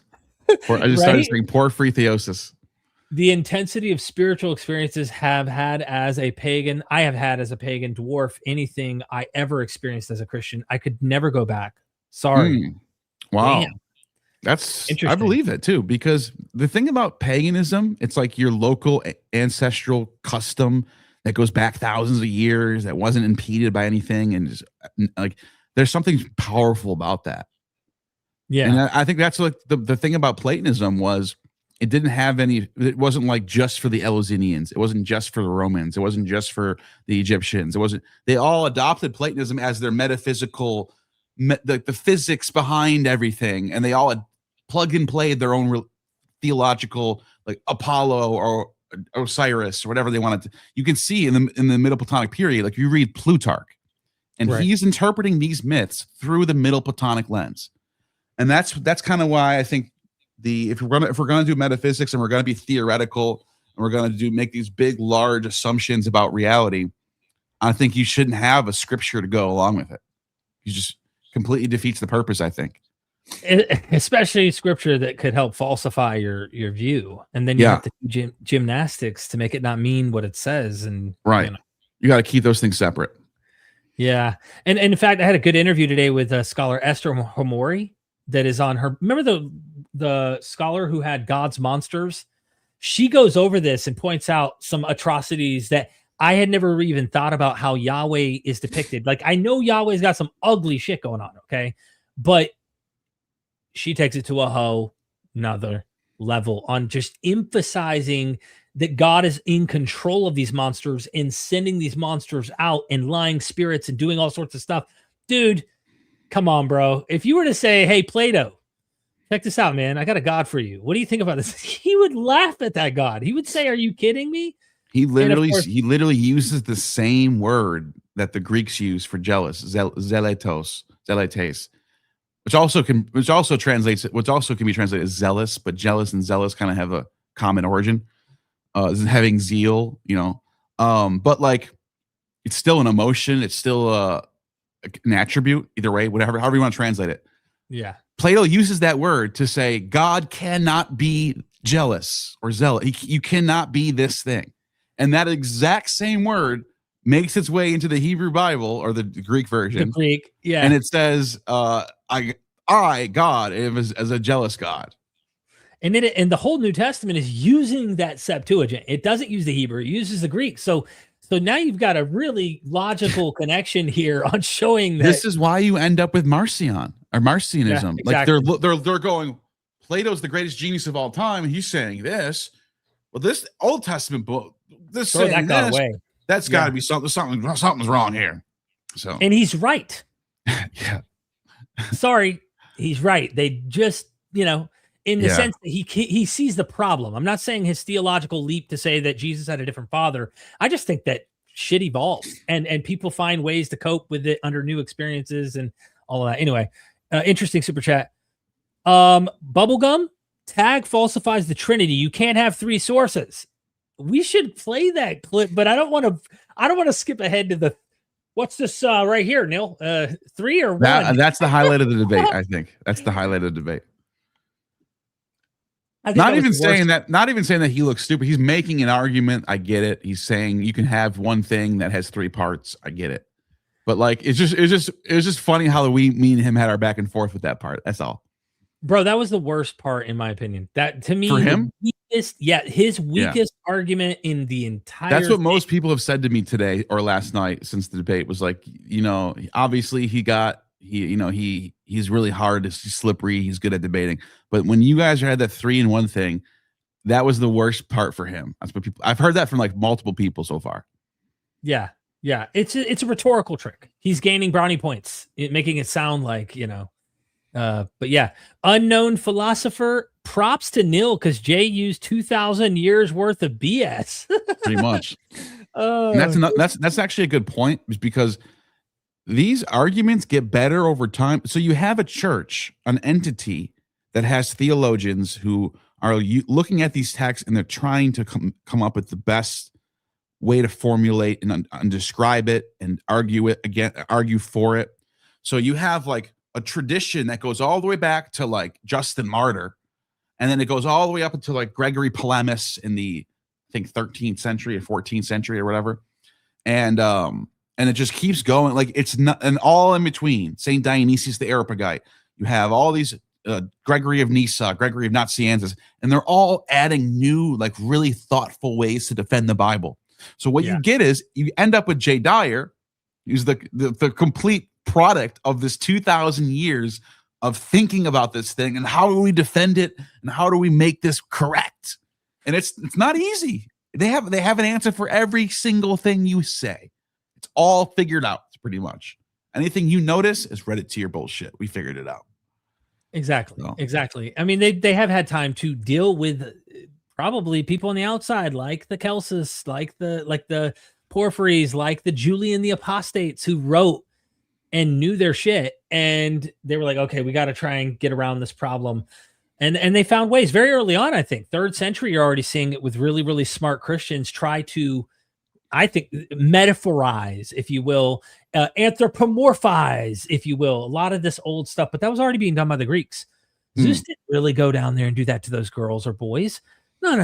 They're not really womanizers. That's a metaphor to mean this or to mean that. Like, come on, bro. Like, it's really ancient cope.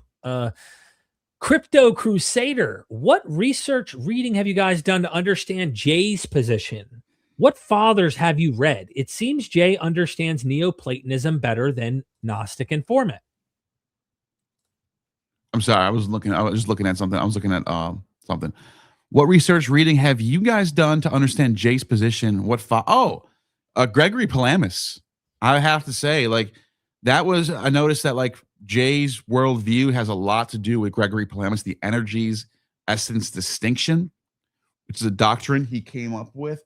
I have a book here, actually. Can I grab it? Where did I put it? It's over here somewhere. I have a book here from Cambridge, and it's about like the Hesychist, which means like calmness, and it's a sect of Orthodox Christianity that came from the school of Gregory Palamas. And the Hesychists were in rough and fierce debates with a Platonist pagan, who I love, by the way, Plethon, he calls him. They were in these fierce debates right at the last 2 years of Constantinople's, but literally while Constantinople's being destroyed by the Ottoman Turks. These dudes are just debating theology and going, the one is more superior than Theos, and you're like, Jesus can't be the nous. That's impossible. A man can't be the nous. Like, they're having all these fierce debates, but the Hesychists, the way they would debate him was with this energies, essence, distinction. So I had to really go into reading about Gregory Palamas, and I want to find that book. I'll find it in a second, and I'll come right back. But you can keep going. Okay. All right. Yeah, and by the way, I'm not the one who prepared for this debate, so I haven't had to read anything. And specifically in response to Jay's. All right, Neil's getting that. Spyro Floropoulos, forgive me if I butchered it again. Thanks for the super chat. I've messaged you, Derek and Neil, on the X if you guys want to know more. I've been on the ins with them and know how they operate. Could give you some inside baseball. Very disconcerted with them. Interesting. Okay. What is it, a message request or something here? You must have messaged Neil. I don't see any message come in for me. But yeah, be interesting to hear your thoughts on that. Thank you so much for the super chat. I'll let Neil know too when he gets right back. I'm sure he shouldn't be much longer. He's looking for his book right now. I think. Found it. Oh, you did? Can I make my screen big real quick? Yes, I was going to say also address the super chat next, but Okay, let me make... I'll come right back to you, Spirio. Can you put that down for a second? Or actually, that's fine. Okay. Radical Platonism in Byzantium, and the Greek name, Niketas. I'm not even going to try to pronounce that name. I'd probably be able to pronounce it better if it was actually written in Greek, but it's just kind of funny. Cambridge Classical Studies. It's about the world. So it has a lot to do with Gregory Palamas, first of all, but then it talks about how the Platonists come back. You know, they get kicked out of Constantinople by Justinian in the 6th century, and they move to the east, and they end up setting up in Babylon for a while. And they bring the text to Babylon, and even the Muslims are adopting Aristotle, Plato. They're like taking in these metaphysics. Some people even speculate that there might have been some influence on Islam itself and how it's really strictly monistic and all that stuff. Maybe, I don't know how we can prove that or not. But once you get into the meat and bones of this book, it starts getting into Platon, who's this pagan philosopher in the 1420s to 1450s. He died the year before Constantinople fell, and they're in these fierce debates with these hesychists who are from the school of Gregory Palamas. And it's basically the debate you saw last night. That's basically the debate. I'm actually arguing for Platon's version of Platonism with some more modern additions, you know, some Heisenberg additions and stuff like that. By the way, I kind of was saying in the debate, I might have been incorrect to call him an actual Platonist, but he was a proponent of Plato, and he constantly said, there's a few quotes from him where he says, modern science has vindicated Plato. Heisenberg actually said that about Plato. So maybe, I don't know if I can actually say he is a Platonist. Maybe I could have been a little pushing my cards a little bit there, but he definitely was arguing in favor of Plato being correct about the reality of the cosmos, stuff like that. But anyways, the book, Got it. I recommend this book, Radical Platonism in Byzantium, from Cambridge. It's a really good book. Awesome. And by the way, and real quick, Platon is credited for bringing the Renaissance to Italy. And he talks about this in here, where he goes to Italy and he meets with the first Medici, the grandfather of all the Medici family, the one who starts up the bank. And Medici uses Platon's writings to start the Florence Academy. The Florentine Academy that produced Michelangelo, Da Vinci, all these great painters and sculptors were all descended essentially, like indirectly, from Platon. And they're using Platon's hymns, like they're even just saying that the Birth of Venus, that famous painting. Let me pull it up real quick. Birth of Venus painting from, who's that from? It's from Botticelli. Here, let me share my screen real quick. And this painting right here, people were saying that this is actually, this scene right here, yes, it's an ancient depiction. I think it's an Ovid where she stands on the shell like that. And like, there's like, but Platon in Platon's hymn to Venus, he describes this scene. So people are like, this is actually from Platon. Whatever, it doesn't really matter. The point is, like, Platon, in Platon's hymn to Venus, he actually describes this scene, and like literally 30 years later, it's being painted in Italy, in Florence, at the same academy where that was started by Platon and Medici. So I don't think people realize, like, the Platonists, their hand in history was a big deal. Like, they brought back the Renaissance. They brought all these Renaissances to all these places that they were in, because they had this mindset of like flourishing and arts and form and beauty as part of their doctrine. Interesting. So Spyro messaged you and me, they said, and I didn't see it on Twitter, so I don't really know. I'll take a look for it. Sometimes, a lot of times, especially when you have a lot of followers, like even if it's like a few thousand on Twitter. Yeah, sometimes what happens is they send you a message and it goes to message request. So I'm looking at requests.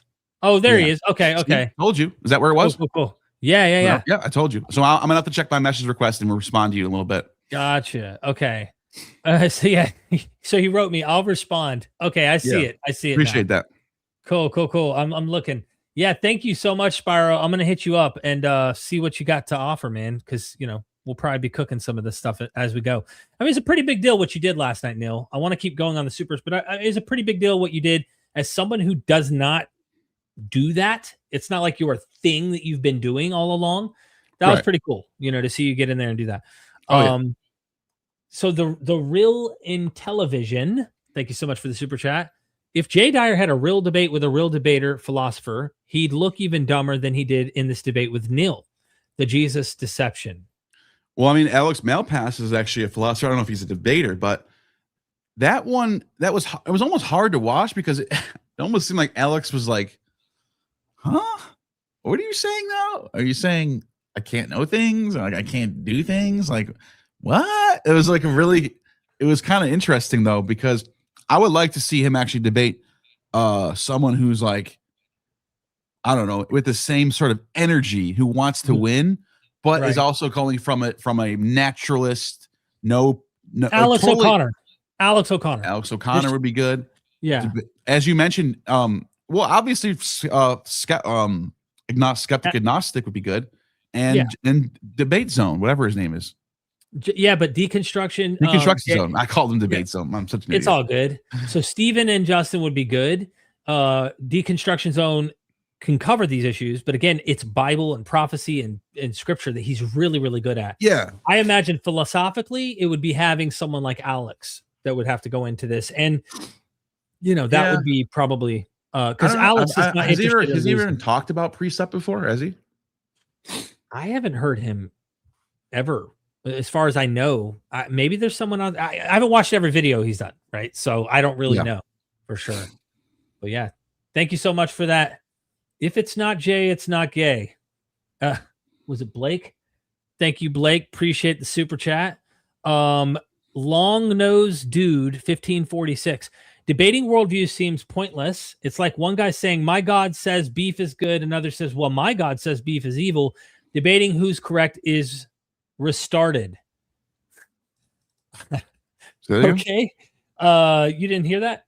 So it's just saying debating worldviews are pointless. My God says beef is good. Another I says, agree. Well, yeah. It is pointless in a sense where it's like if you think something really good's gonna come out of it, if there's any like virtue being there's nothing virtuous about these debates, nothing's good's gonna happen from it. But it is kind of like it's an interesting little mental masturbation thing, like just to have a little back and forth, a little mental boxing match. I think it's fun. I think it's thrilling. I liked it. I enjoyed my time last night. I did. Yeah. Handsome Cat 89, Theora Apophysis on YouTube is a modern Neoplatonist. I've heard of them. Yeah. Is it interesting? Worth checking out. Modern Neo. Interesting. Yeah, there's a whole bunch of Platonists today. Whole bunch of I went to Greece and met a whole bunch of modern Neoplatonists. They just call themselves Platonists, though. They're not more Neoplatonists. They're not like Platonian Platonists. They have a whole up-to-date way of looking at things, through modern lenses, but they adopt Platonist metaphysics. It's very fascinating, actually. Interesting. Tony, appreciate the super chat. I had indirect podcasting association with Jay years ago, and he consistently uses Platonic, Neo, and Aristotelian metaphysical arguments to substantiate his orthodox viewpoint while denying it. Yeah. Interesting. That's kind of what I was arguing last night was you're borrowing from my worldview almost to a T, and then adding a whole bunch of shit on top of it that's not necessary, and it's also contradictory to this world. Like you need like perfect example is Saint Dionysius the Areopagite, who's a pseudo author from the 5th century, who's pretending to be a guy who was running around with Paul, because there's a guy in Paul's letters named Dionysius. So they go, this is Saint Dionysius. I think he's credited as being the first bishop of Athens. I think that's what he's called. Because Paul's with him in Athens, so he sets up a church there, and then, of course, it's Dionysius. that's kind of how the church makes their first bishop list. Whoever Paul knew is the first. That's literally what the first bishop list is. All people from Paul's letters are the first bishops. That's how they make it. Like Hermias and Philologus, all guys who Paul mentions, bishop of Antioch, bishop of Sinope, bishop of Athens, bishop of Corinth, and they're all people listed from Paul's letters. Anyways, the point I'm making is this author, who's a pseudo author from the 5th century, who's literally just taking Proclus and just putting Christian stamp over it. Nah, that could be simple. I could be a little bit simple. It's not that simple. There's a lot more nuance than I just said, but maybe that could be another debate sometime. Is like, is Christianity just reform Platonist metaphysics? I mean, I would argue the triad, the Trinity, is a bastardized version of my triad. Instead of having emanations, that just all three are one. We just decided that.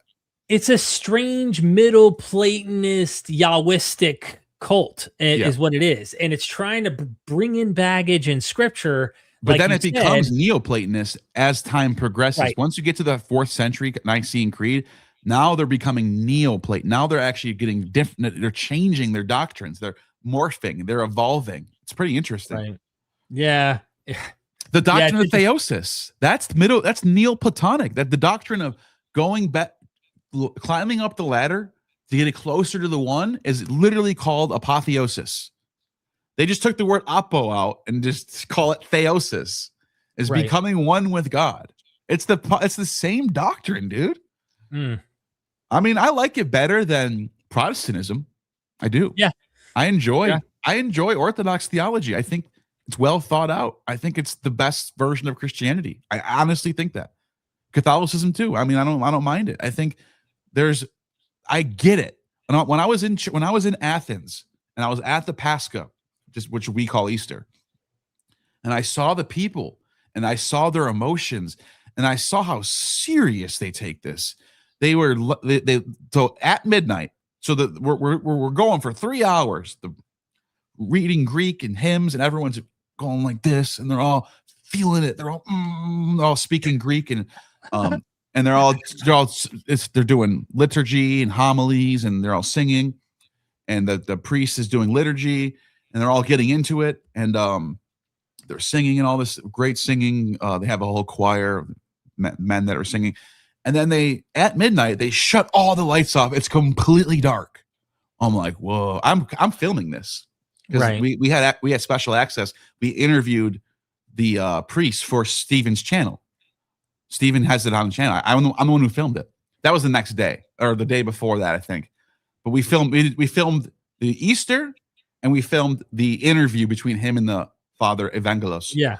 And he's the one who gave me this, by the way. This is the wax from Jerusalem that was lit from the everlasting fire, which is another ancient pagan tradition of keeping the fire lit all throughout. Anyways, point is, at Easter at midnight, they turn the lights off, and then you see a flame go up, and he lights a torch.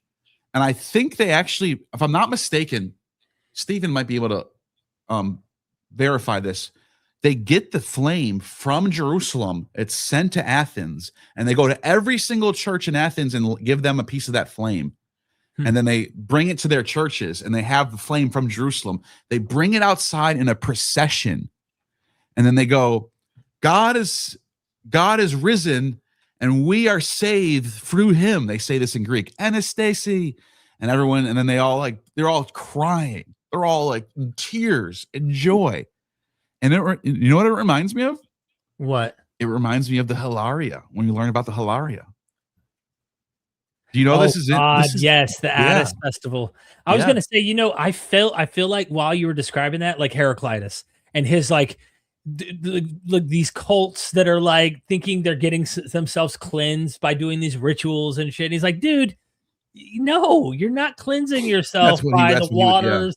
Well, that's how I roll. Heraclitus was more offended by the Dionysian, orgiastic, washing yourself in blood. Which, by the way, the Christians metaphorically do that. You're washing. The blood of the Lamb. I know. That's how I feel. That's where, I get what you're saying. Yeah, that's how I feel. Because I'm like, you're like washing yourself in the blood of the Lamb, like, bro. Yeah. Like, come on, how gross is that? Heraclitus literally said, "These people think they can be washed in blood. They don't understand God. That's what he said. That's one of his fragments.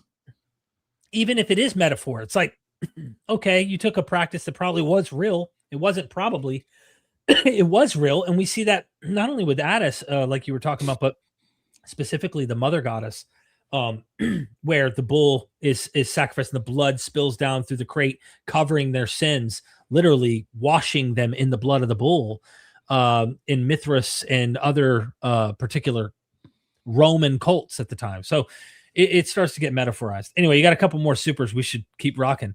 Yeah. Agro Mage, church history is at odds with the entire truth narrative. Yeah. I think they're trying. It's funny because they use that word aletheia in Greek, means truth. And the church fathers, they really talk about what is truth. Like, Pilate asks, what is aletheia? Yeah. This becomes a big debate in the church, Catholic, Orthodox.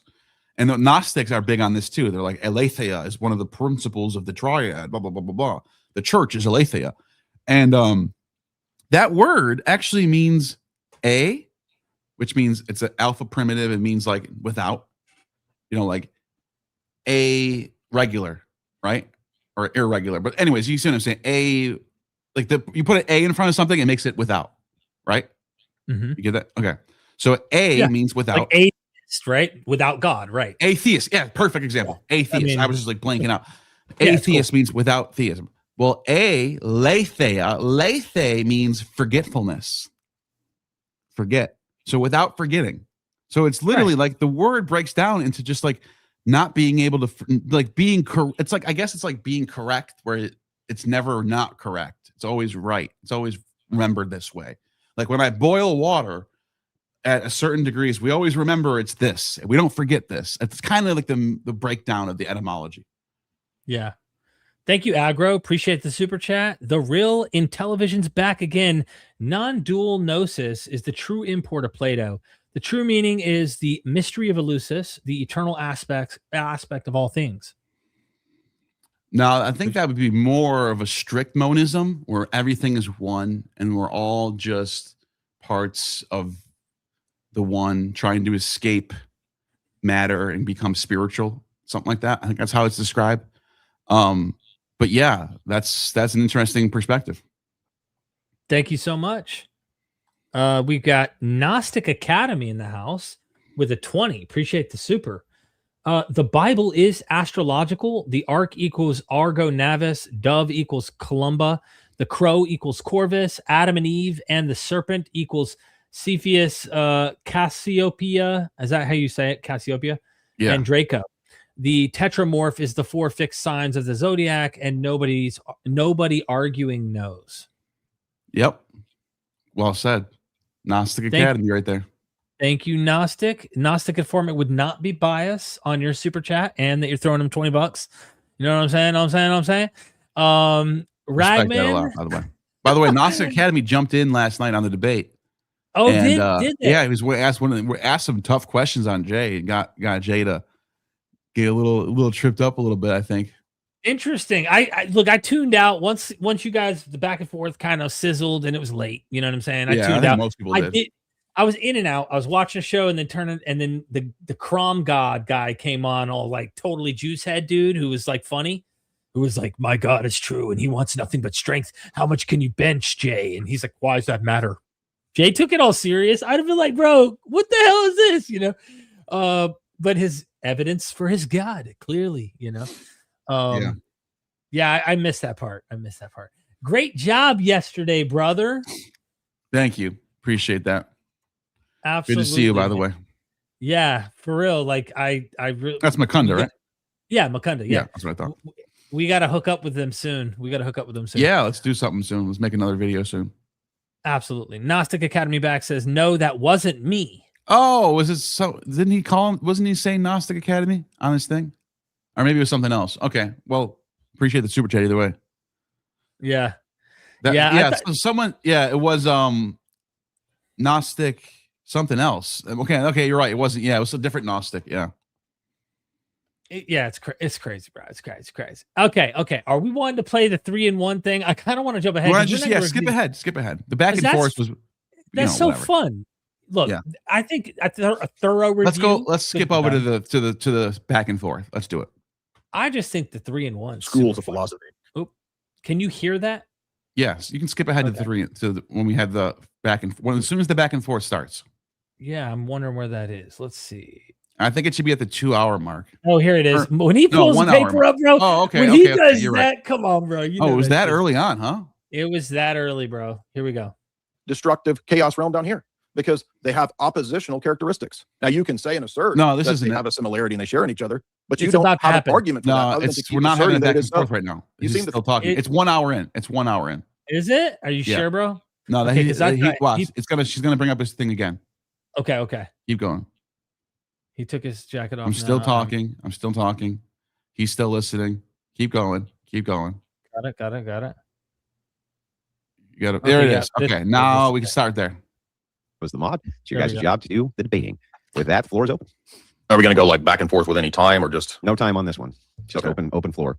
So I'll just start with Neil. I'm not talking about the book. I'm talking about the numeral 3. Mhm. Is the numeral one thing or is it 3? Well, it's one number, so it's the number 3. Oh. So it's 1 and 3. It's the number 3, but it's one thing. Yeah. So is that 3 things and one thing? It's not 3 things. It's one thing. The number 3 is not 3. The number 3 can count. You can count 3 things using the number 3. This is 3 and 1. It's just the number 3 on a piece of paper. That means Right, nothing. so it's 1 and 3. No, it's not. It's one thing. It's not 3. It's one thing with the number 3 on it. So We use all numbers- 3. We use 3 to count things. We But don't hold put on. 3 You know, something and it pause it becomes for a second. 3. I just thought about something. Really? Yeah. So, wouldn't everything be a part of the? If 3 and things are one, wouldn't the number 17 be a 17 entity, whatever the word would be? Yeah. Like if I just had said like, I don't know, like 17 or like I don't know, maybe there's a cow and I paint 17 on it. Does that become a 17 entity? Like I don't understand. What Yeah. I'm saying is like the number is 1. Yes, there's one number. It doesn't mean the number equals 1. It's a number that represents things that are counted. Yeah. The numbers aren't fake. I'm not saying the numbers are fake, but we use them to count things in the real world. So you Yeah, can't say 17 equals 1. You know what I mean? He's trying to bully you rhetorically here. Into Yeah, like why 3? My rebuttal right now is why even 3 then? Every number is 1. Every number equals 1. I know you can't think of all this shit on the top of a fly when you're doing the debate, but you should have pulled out a piece of paper, wrote 6, and been like, how many is that? You know what I'm saying? Like, is that 6 or is it 1? You know what I mean? Like, well, I think you would have said that's 6 and 1, but it's like, then what does so 1 dumb. even mean then? That's 1 is nothing. We're just saying it's 1. You know? It's ridiculous. It's ridiculous, bro. Literally, you're accurate. Okay, it's one object with the numeral 3 on it. That's the actual correct answer. And Jay's trying to spin that. You know what I'm saying? Mhm. So it just doesn't land. I think that's the weakest part of the entire thing that he did. Period. Yeah. You want me to keep rolling? Oh, hold up. You got a big super chat, bro. Oh wow. You gotta show the super dupers some love when they Thank pop you, in. Classical Antiquity. Is this the channel, by the way? Let's look it up. Sounds like something. Classical Underscore Antiquity. antiquity. Jay claimed his epistemic foundation was revelation. Revelation was present in Greek philosophy, Plato, and his dialogues. Yes, I think I briefly touched on this.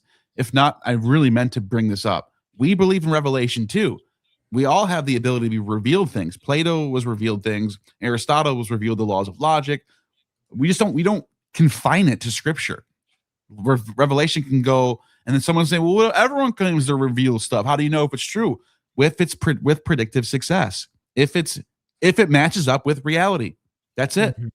If you say it was revealed to me that at 12 o'clock at midnight, a fat lady's going to fly up in the sky and there's going to be pigs flying out of her mouth, and then happens. Well, I would say you were honestly revealed miraculously something that no one else had. I'm not saying that's going to happen. I'm just saying that's how we know if things are revealed. Anyways, revelation was present in Greek philosophy. Plato and his dialogues were considered divinely inspired, as well as Homer.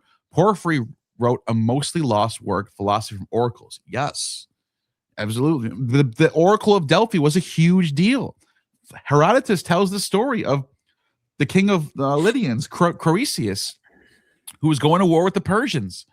And he goes to the Oracle of Delphi and he says, who's going to win this war? And the oracle says, the bull is prepared, the sacrifice is made. And he said, the bull is Persia, I'm going to win. And then he loses the war, and it's really he was the bull. So you might not, the revelation might not be what you think, but I'm just saying, the idea of revelation is present all throughout the history. Classical, you rock. Thanks for such a big bomb right there. It was super. Also, we have Mukunda, member for 7 months of Gnostic Informant YouTube channel. Thank you so much for being a supporter of my friend, my brother, Nil. Oh, hold on. He says you didn't even read it. I couldn't.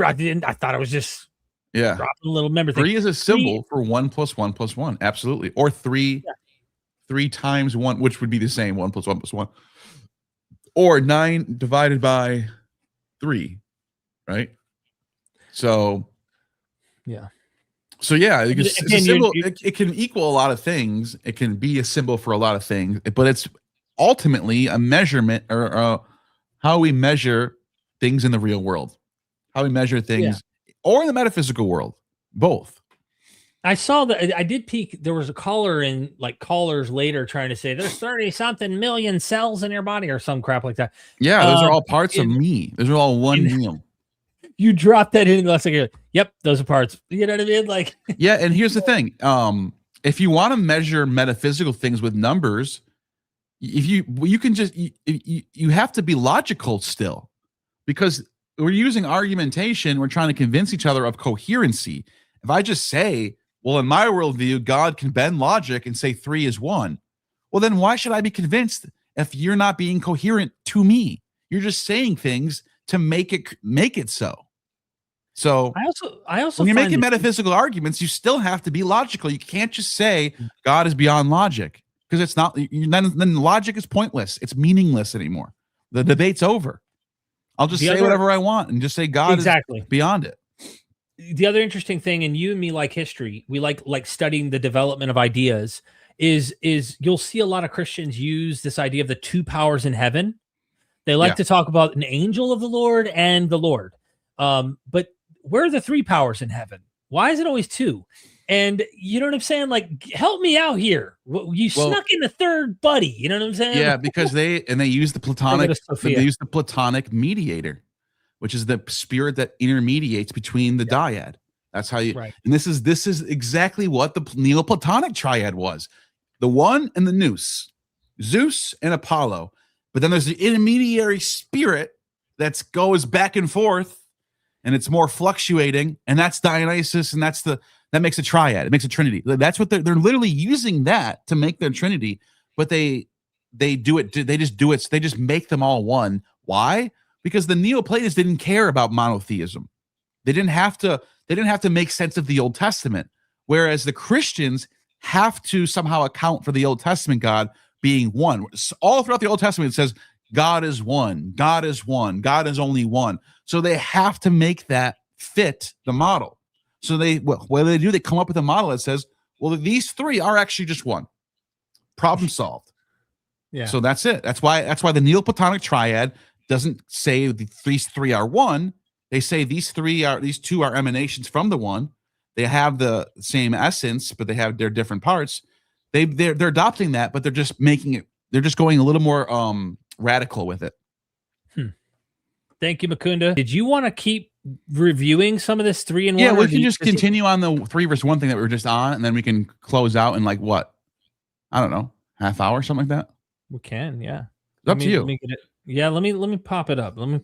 I just think he keeps, dude. I swear, it felt like 10 minutes. Funny to watch. This is funny to watch. Let's watch. All right. Yeah. Okay. So all numbers are only one thing. This has a bunch of numbers on it. Does that make it the numbers? Well, again, whether you think it has ontological existence or not is different from the fact that the number 3 is not just 1; it's also 3. But it's one thing that has the number 3 on it. That's literally what does the number 3 signify, Neil? 3. Thank you. But that doesn't make the number. That doesn't make that 3 things. That's just what the number says. This is also a signifier, right? Yeah, but if you gave me that, 1 and 3 are signifiers, right? If you gave me that to signify 3, I would say 3 what? It doesn't matter. Yes, it does matter. We're trying to be coherent here, right? Coherent. Doesn't matter. It's a signifier, that was the trick right So there. you're just saying 1 is 3. Great. Yeah. Right? It doesn't matter what, because if you're telling me there's 3 here, that's information, right? 3 is information. What are you conveying? 3 what? You can't just say, here's 3 and it's one symbol, so it's 3 and 1. I get what you're trying to do. I get the argument, but it doesn't mean anything. It doesn't actually convey anything. It's not representing anything in reality. You understand what I'm saying? Yeah. Again, that he's trying to get you on a contradiction. You know what I mean? He's trying to say, your answer proves you've admitted you made a contradiction here, and he doesn't stop. He doesn't stop. You know what I mean? What do you do, man? It's funny. It's me nowhere. No, I'm saying it's 3 and 1. Neil, are you fundamentally unable to understand that? No, I understand what you're trying to say. It doesn't make sense, though. Okay, then is the One number can't be 1 3. Is the Either number 1 is 1 also or a 3 is 3. signifier? This is fundamentally stupid. Is the number 1 a signifier? Yes. Okay, how many is that? That's 1. Okay. How many is that one? That's a 1 and a 2. No, this. 2. Okay, so is this one object itself? Hold on. You just pointed out there's 2 different numbers. Now you're saying, well, there's 2 things now. Right. I was just trying to make sure he wasn't trying to sneak anything by me there. I was just making sure. Yeah. That's funny. The symbol is 2. Thank you. But but you can't say that this book is now 2 things now. One is also a symbol. I know, but the book So is it's still a, one you already thing. admitted it's a both and, Neil. No, you asked me what the symbol means. That was you slipped that in there at the end. Do you ever wonder what Andrew's thinking in this moment? Like, is he ever sitting here going, man, some of this shit we believe is so stupid? I think Andrew thinks that the Trinity can be represented as 3 persons in one Godhead. I think he agrees with this. But I think he probably understands the criticisms and the skepticisms of the doctrine. I think he has a nuance. I think he's thinking of nuanced ways right now. That's my guess. Signifier. They're both. They're Nice signifying try. one. It didn't work. There's one object that's a signifier of 2 things. Right, but you're still holding one thing in your hand. I'm talking about the numbers, Neil. Not I know the the number means 2. I get that, but Okay, the but thing is in your the- hand is still one Neil, thing. this is fundamentally stupid. The number. It is itself, fundamentally the stupid. numeral, You're the right. symbol. It is so fundamentally stupid. Okay, so this. What is this? That's the Roman numeral 2. And what is this? 2. Right. So they both refer to what? Those numbers, those symbols mean 2. Right. 2 Is what? this one thing as a whole? The number This is one 2. thing. The number Is means this 2. one thing on the page right here? It is one thing on the page. Yes, Thank you. So it's One one symbol. in many. You just admitted it. but it's still one thing. Are you fundamentally stupid? You I'm just said asking it's you. also When you one say in one thing is 2, Fundamentally. you play number 2 on Yeah. my head and say I'm 2 one things and now. many is the point of this, that something can be singular and also many at the same time. For example, take an object like a book. Neil, is a book, does it have many parts? Yes, Okay, is it also one book? it's one book. Thank you. So it's one and many. So objects can be one and many at the But same it's time. still one Answering book. your question. Yes, but that now you have a problem. Now But you have the- one entity with 3 parts. How do you make it 3 distinct things? So you argued that something can't be one and many at the same time. I can have different parts. I didn't say that. I said one can have different parts. I didn't say one can be many at the same time. That's why the You said emanations is a something- better account for You the said, emanations account better. I'll say exactly what you said. Something cannot be one and many at the same time. In the It can same way. have many parts, is what I said. No, you said, quote, something cannot be one and many at the same time in the same way. Exactly. I wrote down the quote. I agree with that. Okay. I've never stop Is saying this that. book one thing and many things at the It's same one time? thing with many parts. Mhm. That's So different. it's one and many? It's one thing with many parts. It's different. So is it one and many at the same time? It's one book with many. So this whole for the next 3 to 5 minutes, he does this shit. This was Bro. fun, man. This was fun, dude. I'm not gonna lie. I though. respect it. I respect it. I think this part right here that we're watching got you kind of worked up at that point. Yeah, and then- this is what I wanted. This is what I like about debates. It's fun, dude. It's like fighting without having to get punched and get bruised up. It's fun, dude. yeah. You know, What do you do, man? What do you do? This is what everyone. This is what they do there. This is what the Crucible is all about, man. I hope he enjoyed it too. I mean, look, I don't have a problem with Jay. I think he's a great debater and he knows a lot about his church history. I think he's a good representative of the church history, especially when you watch him debate Catholics and Protestants. He's kind of does a good job of like representing the Orthodox position. Just being real here. Solera Knight in the house with a super chat. Appreciate that, Solera. Explain Isaiah 45:7. I form the light and create darkness. I make peace and create evil. I, God, do all these things. Yeah. Explain it. That's God saying I'm in charge of it. I'm literally the one thing. By the way, this is interesting that I point this out because God is God is claiming responsibility for all these things. Evil included. Evil included. Not Satan's fault, not the lack of God's fault, where that's the Platonist position. The lack of God is where the flux is. That's where all the evil happens because there's no God. God's not there. There's no stillness to fix things. There's no virtue there. All whatever. this particular theology, which is pre-Nicene Creed, pre-Christian, pre-Hellenistic Judaism, I would even say parts of Isaiah do go back to a Yahwistic framework. Probably this verse too. It's saying God is the author of everything. It's strict monism. That's what this is. Monotheism, to be more exact. And there's always some type of way of getting around the evil part. They'll just say, oh, no, that's calamities. Those are natural disasters. But it's still like, bro, you're sending hurricanes and earthquakes and volcano eruptions and pestilence and famine. And even if you were to try and say, well, he's not saying he creates like the very act of a human doing an atrocity or something to that T on an ethical level. Bro, all those natural disasters and evils and pestilences and whatnot cause humans often to do these things. But I think that, you know, that's one of the excuses they'll make for evil here in Isaiah 45 verse 7. Again, your point is a strong one. And I think it's important to understand that when you look at it through this lens, all creatures ultimately are subordinate to God in this Isaiah 45:7 picture. Even Satan, right? He works for God. He's not an enemy of God. He works for God. Later, you get a development, of course, when dualism starts to creep its head in and all, and then you get a fracture. And I think that weakens God. I think that the picture of God here is actually a more strong image than the one that you get later where he has enemies, where he's like, I got to fight against evil. I got to struggle against the enemy. You know what I mean? Yeah, exactly. Because this statement right here creates or makes no one responsible for anything anymore. Why are we going to hell? We didn't create evil. You did. You created everything. So why are we punished for what you did?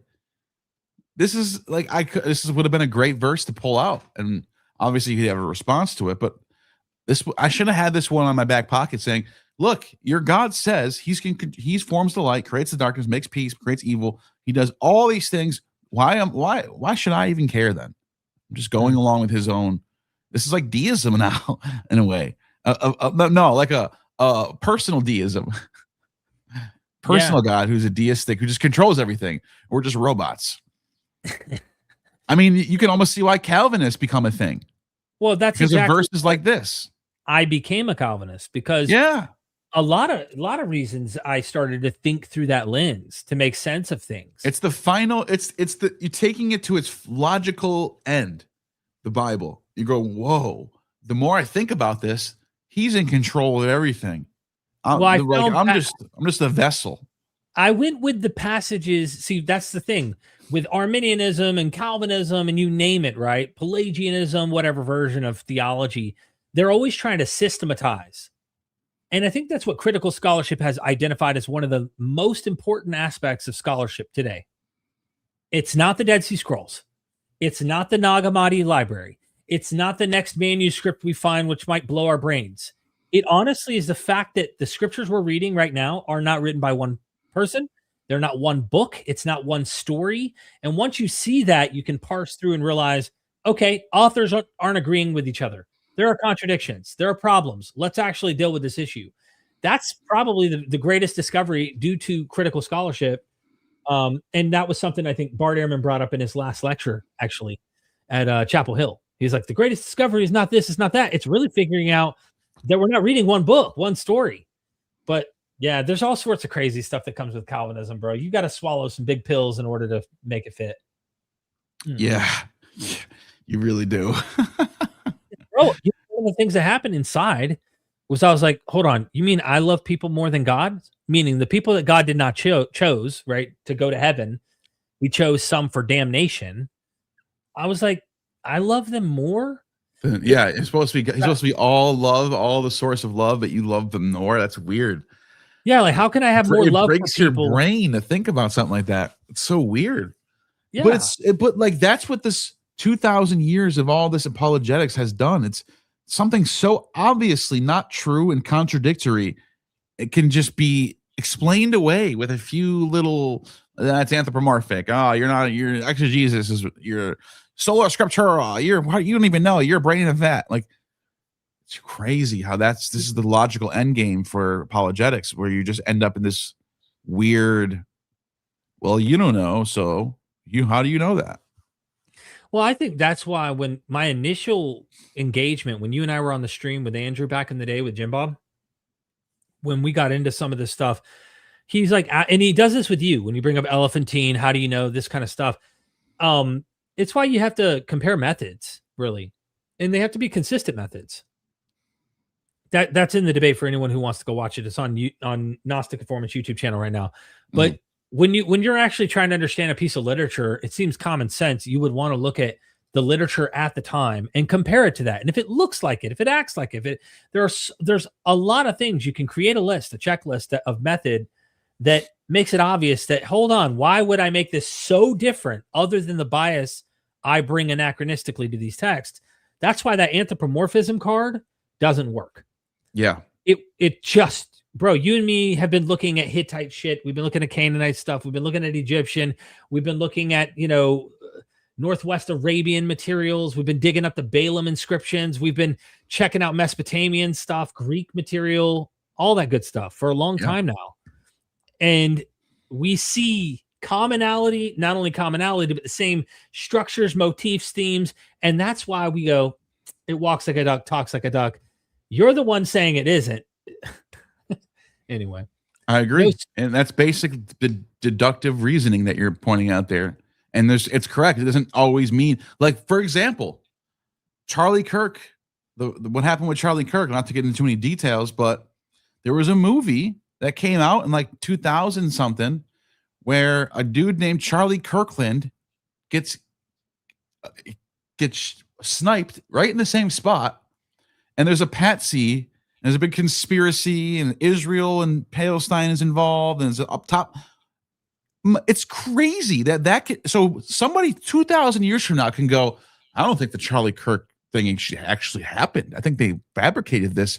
It's based off this movie that happened 20 years before. The name even looks similar, and look at the guy, he gets killed the same way, and everyone was shouting conspiracy theories after it happened. I think this is all just made up. I don't think it happened. So we do got to remember, deductive reasoning doesn't always get us the answer. But of course, when there's so much lining up, and there's so much things that mimesis and linguistics and all this stuff that we can see, it's something to start with. Adding in, like, there's a lot of books, not only the one that Francesca that you always tell me, God and Anatomy, you're like, that's not the only book you should have in your background. You should add other books, where she compares it to other ancient Near Eastern deities.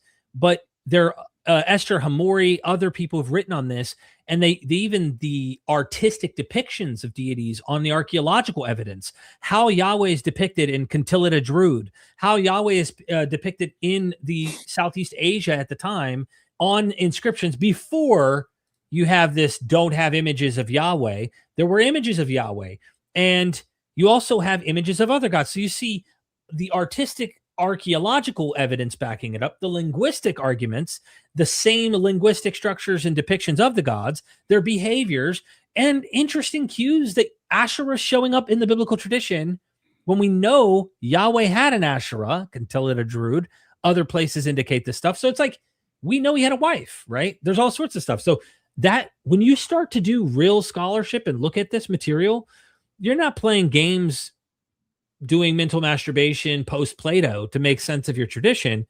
You're going right back to the text, and you're saying, okay, let's look at all the data around this period and understand the material. And I think once you do that, I agree.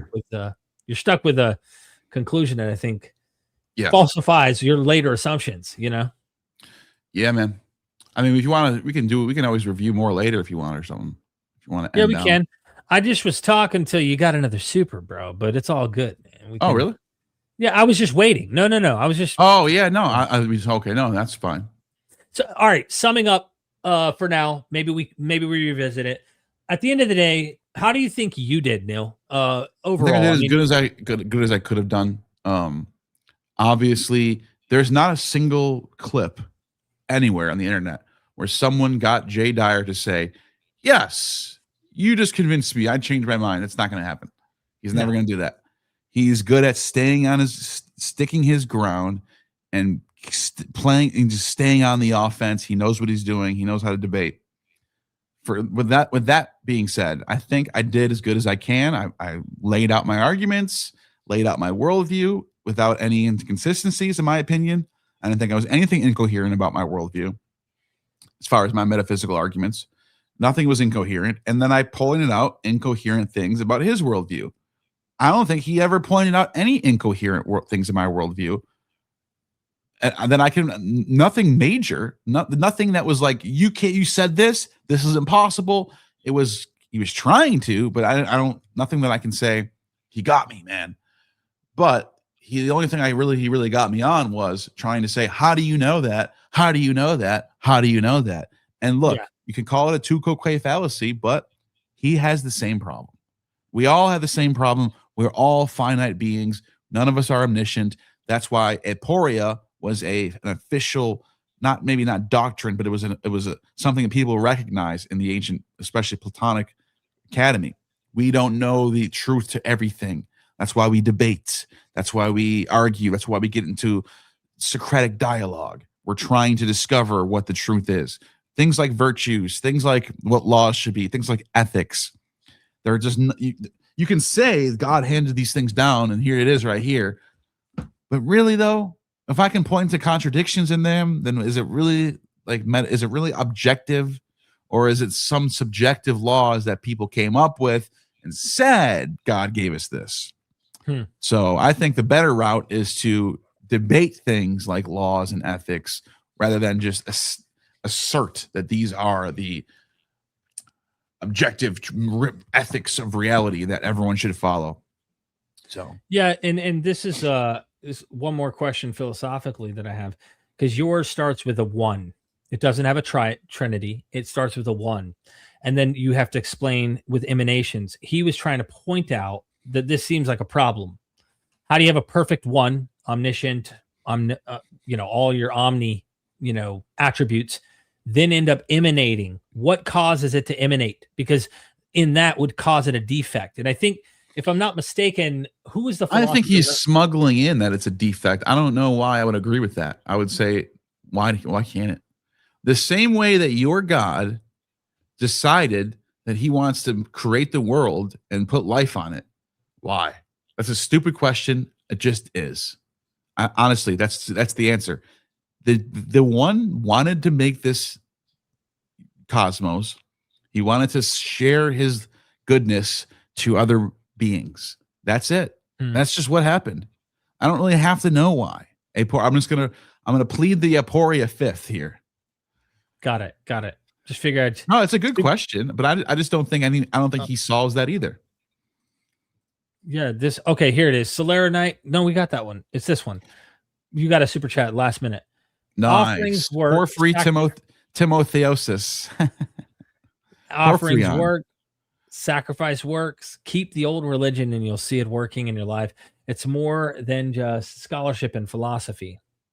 Yeah, I think it's important that people hold on to their traditions and have an identity and not get subsumed into something that's not you. Everyone should strive to have an identity and be a part of something that they can be proud of. And you should remember your ancestors. You should honor them. You should, these things should be, what else to life is there than to honor your ancestors and be good to your offspring and pass on a legacy of goodness. That's it. Mm-hmm. It's very simple. Make the world better. Seriously. Absolutely. Nil, awesome debate. I mean, you got in there, and hope everybody drops a comment, checks out Neil's Patreon. Obviously when we do live streams, the super chats keep the lights on for us to keep going. We really, really appreciate that. And like the video. If you can't afford it, it's fine. Like the video, share the video, comment your thoughts down below. Algorithm appreciates that, and we'll see you next time, I guess, right? Yeah. Never You've forget. just attained true gnosis. And we are Myth Vision. See you later. Son, do you want to know what the truth is? After this, there's no turning back. You take the blue pill and you wake up in your bed and believe whatever you want to. You take the red pill and you stay in Wonderland, and I show you just how deep the rabbit hole goes. Remember, all I'm offering is the truth, nothing more.